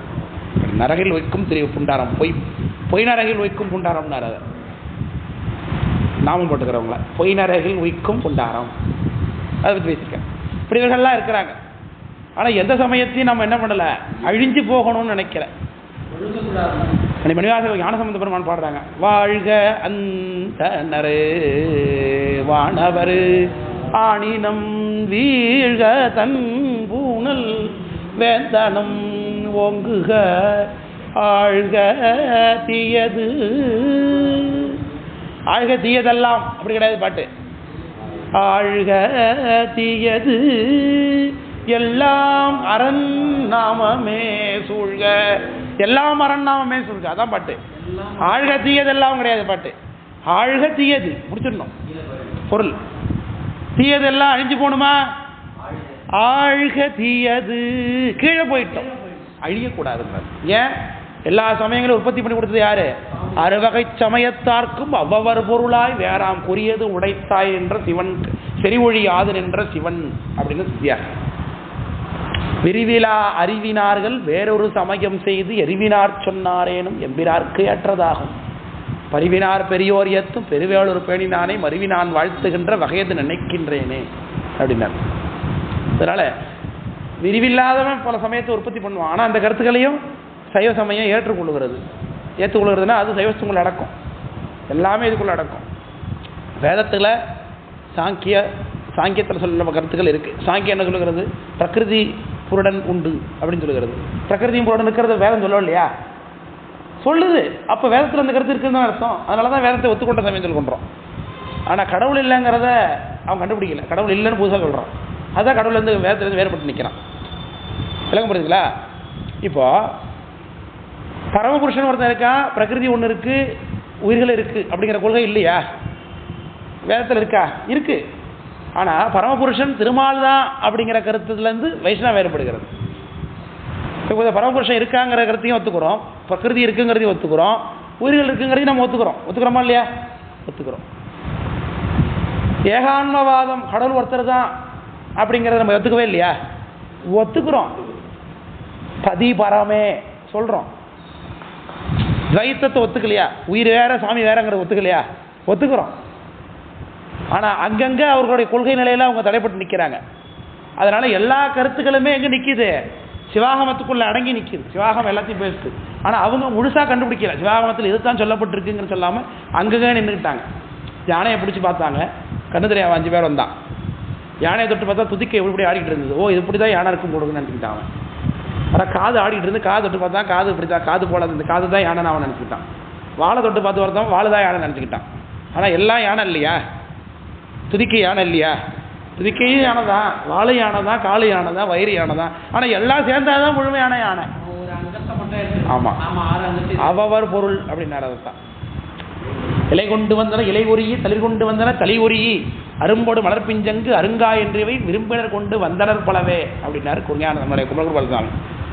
அவ்வாறு உறுப்பும் இவ்வாறு பயப்ப ஓரும் வேதாந்தம் என்னும் உச்சியில் பழுத்த ஆறா என்ப அருங்கினி பிடிந்த சாரங்கொண்ட சைவ சித்தாந்த தேனமுது அறிந்தனர் சிலரே அப்படிங்கிற பண்டாரமணி கோயில குமரகுருசாமி எத்தனை அற்புதமாக தெளிவுபடுத்திருக்காங்க. வேதம் நமக்கு சொந்தமான பிரமாணம் எடுத்து காமிக்கிறாங்க. அதனால அப்போ பல சமயங்கள் இருக்கு. பல சமயங்களும் ஏன் கடவுள் உற்பத்தி பண்ணி கொடுத்துருக்கார்? அப்படி ஏன் கடவுள் அந்த நேரடியாக சைவ சமயத்தை மட்டும் சிவரை உற்பத்தி பண்ணிருக்கலாம் இல்லையா? ஒவ்வொருத்தங்களுக்கும் உள்ள பக்குவத்திற்காக. அதான் சொன்னார்.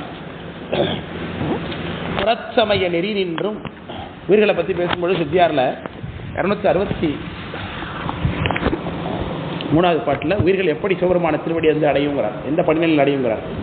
புறச்சமய நெறி நின்றும் முதல்ல புறச்சமயத்தில் நினைக்கும், புறப்புற சமயத்தில் நினைக்கும். அதுக்கு முன்னாடி மனிதனாக எப்படி பிறப்பான் அப்படிங்கிறதுக்கு ஒரு பாட்டு சொல்கிறார். முதல்ல மனுஷனாக பிறக்கிறதே பெரிய விஷயம். இந்த மனுஷனா முதல்ல சென்னையில் தமிழ்நாட்டில் பிறந்திருக்காம அது நமக்கு பெரிய விஷயம் இல்லையா? நரர்பையில் தேயம் தண்ணில் அப்படின்னார். முதல்ல தேவர மனுஷன்தான் பிறக்க மனுஷன் இருக்கா. பப்புவா நீக்குனியான ஒரு நாடு இருக்குது, ஆஸ்திரேலியாவுக்கு மேலே இருக்குது, நியூசிலாந்து பக்கத்தில் இருக்குது. தீவு அது. அது முழுக்க பழங்குடியின மக்கள் நிறைய வசிக்கிறாங்க. நிறைய கேனிபலிசம், இன்னும் இப்போ இருக்கிற நாகரிகமான உலக வளர்ச்சி எதுவும் உள்ளே போகவே இல்லை. இன்னும் மனுஷன் வாழ்கிறான், அவ்வளோதான். இன்னும் விலங்காத்தான் இருக்கான். அங்கேயும் ஒரு மனுஷன் நம்ம பிறந்திருந்தா நேரத்துக்கு அது போல சாப்பிட்டு உட்காந்துருக்க வேண்டியது தான். அப்படி நரர்பையில் தேயன் தண்ணில் அந்த பிறந்துட்டு தான் வந்துருப்போம் நிச்சயமாக. நரர்பையில் தேயன் தண்ணில் நான்மறை பயிலா நாட்டில். அடுத்தது வளர்ச்சி அடைஞ்சிருச்சு, ஆனால் வேதம் வழங்காத நாடு, வேதம் உடைத்தது நாடு, நல்ல வேல் உடைத்தது நாடுன்னார் பாரதியாரா.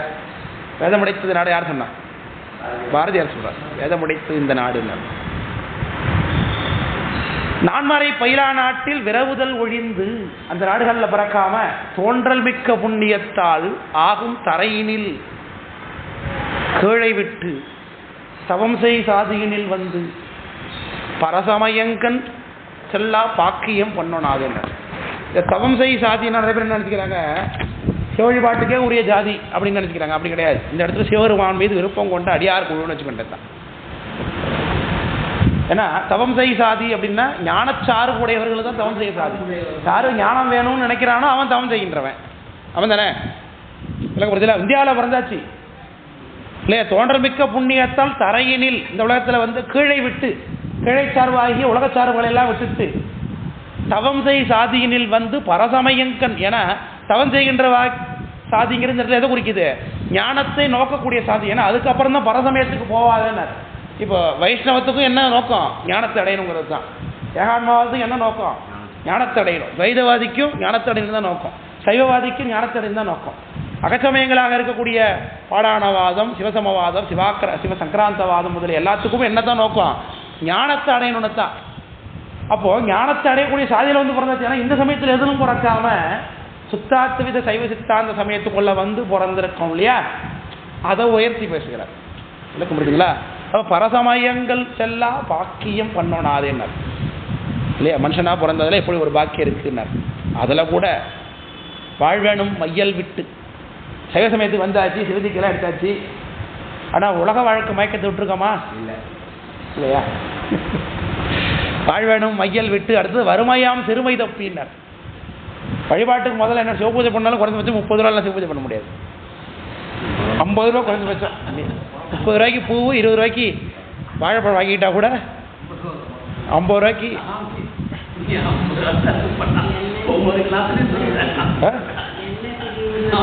என்ன திரிவுதத்துல யார் தருவா கேட்கறாங்க அவங்க. அப்போ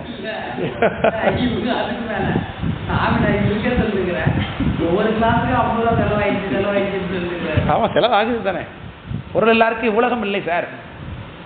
பொருள் எல்லாருக்கும் உலகம் இல்லை, அருள் எல்லாருக்கும் அவ்வுலகம் இல்லை. இங்கே நாயன்மார்கள்லாம் பொருள் இல்லாதனால தானே தொண்டு பண்ண முடியாமல் வருத்தப்படுறாங்க பல நாயன்மார்கள்லாம்.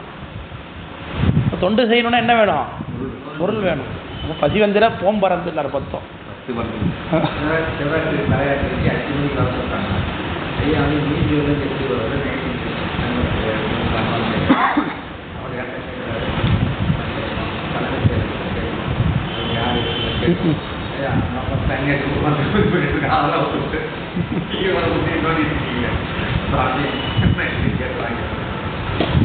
அதனால தாழ்வேணும் தன்மையோடும் அடுத்தது வறுமையாம் சிறுமை தப்பி வந்தாச்சு சார். வாழ்வேணும் மையில விட்டாச்சு. உலக வாழ்க்கை மேலே எனக்கு இன்பம் இல்லை சார், ஈடுபாடு இல்லை, வந்துட்ட சைவ சமயத்துக்கு. வறுமையாக சிறுமை காசு பணம் எனக்கு தேவையில்லை, வந்தாச்சு. அடுத்தது இன்னொன்று இருக்குது கடைசியில், தாழ்வேணும் தன்மை. எல்லாருக்கும் கீழான தன்மையில் தான் நான் இருக்கேன் அப்படிங்கிற தன்மை. பொய்யர் பெரும்பேறு அத்தனையும் வருதற்குரியன்னு மணிவாசக பெருமான் சொல்லுகிறாரே, இது நமக்கு உண்டா? நம்மகிட்ட இருக்கா? முதல்ல நமக்கு ஒரு முண்டாசு கட்டணும் நினைக்கிறோமா இல்லையா? முன்னாடி போய் கோயிலில் போய் யாவர்க்கும் கீழாம் அடியேன் தன்னை சொல்லுகிறார் மணியாசகர். புழுவினக்கும் குணம் 4, எனக்கும் குணம் 4. அப்ப புழுவுக்கு உள்ள பொல்லாக்கு எனக்கு, புழுவுக்கு இல்லாத பொல்லாக்கு எனக்கு உண்டுகிறார். எனக்கு உள்ள பொல்லாக்கு புழுவுக்கு இல்லை அடிக்கிறார். உங்களுக்கு இருக்கா? அடிக்கிறார். அதனாலதான் புழுவாய் பிறக்கினும் புண்ணியா உன்னடியின் மனத்தை வழுவாதிருக்க வரந்தரல் வேண்டும் கேட்கிறார் சாமி. அதனால அப்படி கீழாத்தன்மை நம்ம எல்லாருக்குமே கீழே தான். நாம திருவேடதாரிக்கு முன்பு நம்ம ஒரு பொருள் இல்லைங்கிற உற்பத்தி நம்மகிட்ட இருக்கா? அப்பர் சாமி காட்டுறாருல அது. அருள் பெரும் சுளையினால் அக்கொள்ள அடைந்து இந்த தெருளும் உணர்வில்லாத சிறுமையன் யான் அப்படின்னாரு பரமாச்சாரியன். முதலாச்சாரியன் ஞானசம்பந்த பரமாச்சாரியார். அவர் தரையில கூட நடக்கிறோம்ட்டார் சாமி ஞானசம்பந்தரை. பல்லாக்கு கொடுத்தார். சைடில் வெப்ப காத்து அடிக்குதுன்னு மேலே முத்து முதல் கொடுத்தார். அங்கை கொட்டி பாடினாக்க கைச வைக்குதுன்னு கொண்டாலம் கொடுத்தார் இல்லையா? அப்பேற்பட்ட ஞானசம்பந்த பெருமானார் நீலநக்க நாயனார் வீட்டுக்கு போய், நீலகண்ட பெரும்பானார்க்கு இன்று இரவு தங்க ஓர் இடம் கொடுத்து அருளுதி அப்படின்னு கேட்கிறாருங்க போய் ஞானசம்பந்தர். நீலநக்க நாயனார் ஞானசம்பந்தர் ஊருக்கு வந்திருக்காங்கிறத கொண்டாடிட்டு இருக்காரு, விழா எடுத்து கொண்டாடுறாரு. ஒரு பக்கம் ஆர்கெஸ்ட்ரா நடக்குது, ஒரு பக்கம் வில்லாட் பறவை இது கோய்க்கால் குதிரை நடக்குது, ஒரு பக்கம் கரகாட்டம் நடக்குது, பெரிய சதஸ்தம் நடக்குது, வேத வேள்வியெல்லாம் நடந்துகிட்டு இருக்கு, எல்லாம் நடந்துகிட்டு இருக்கு. எதுக்காக? ஞானசம்பந்தர் வந்திருக்காரு, நடக்குது இந்த ஃபெஸ்டிவல். ஆனால் ஞானசம்பந்தர் போய் நீலநக்க நாயனார்கிட்ட போய் கேட்குறாரு, இவருக்கு ஒரு ரூம் அலாட் பண்ணி கொடுங்க சார். என்ன சார் கூட வந்தவங்களாம் பார்க்க மாட்டீங்களா அப்படின்னு சொல்லலாம், சொல்லக்கூடாதா?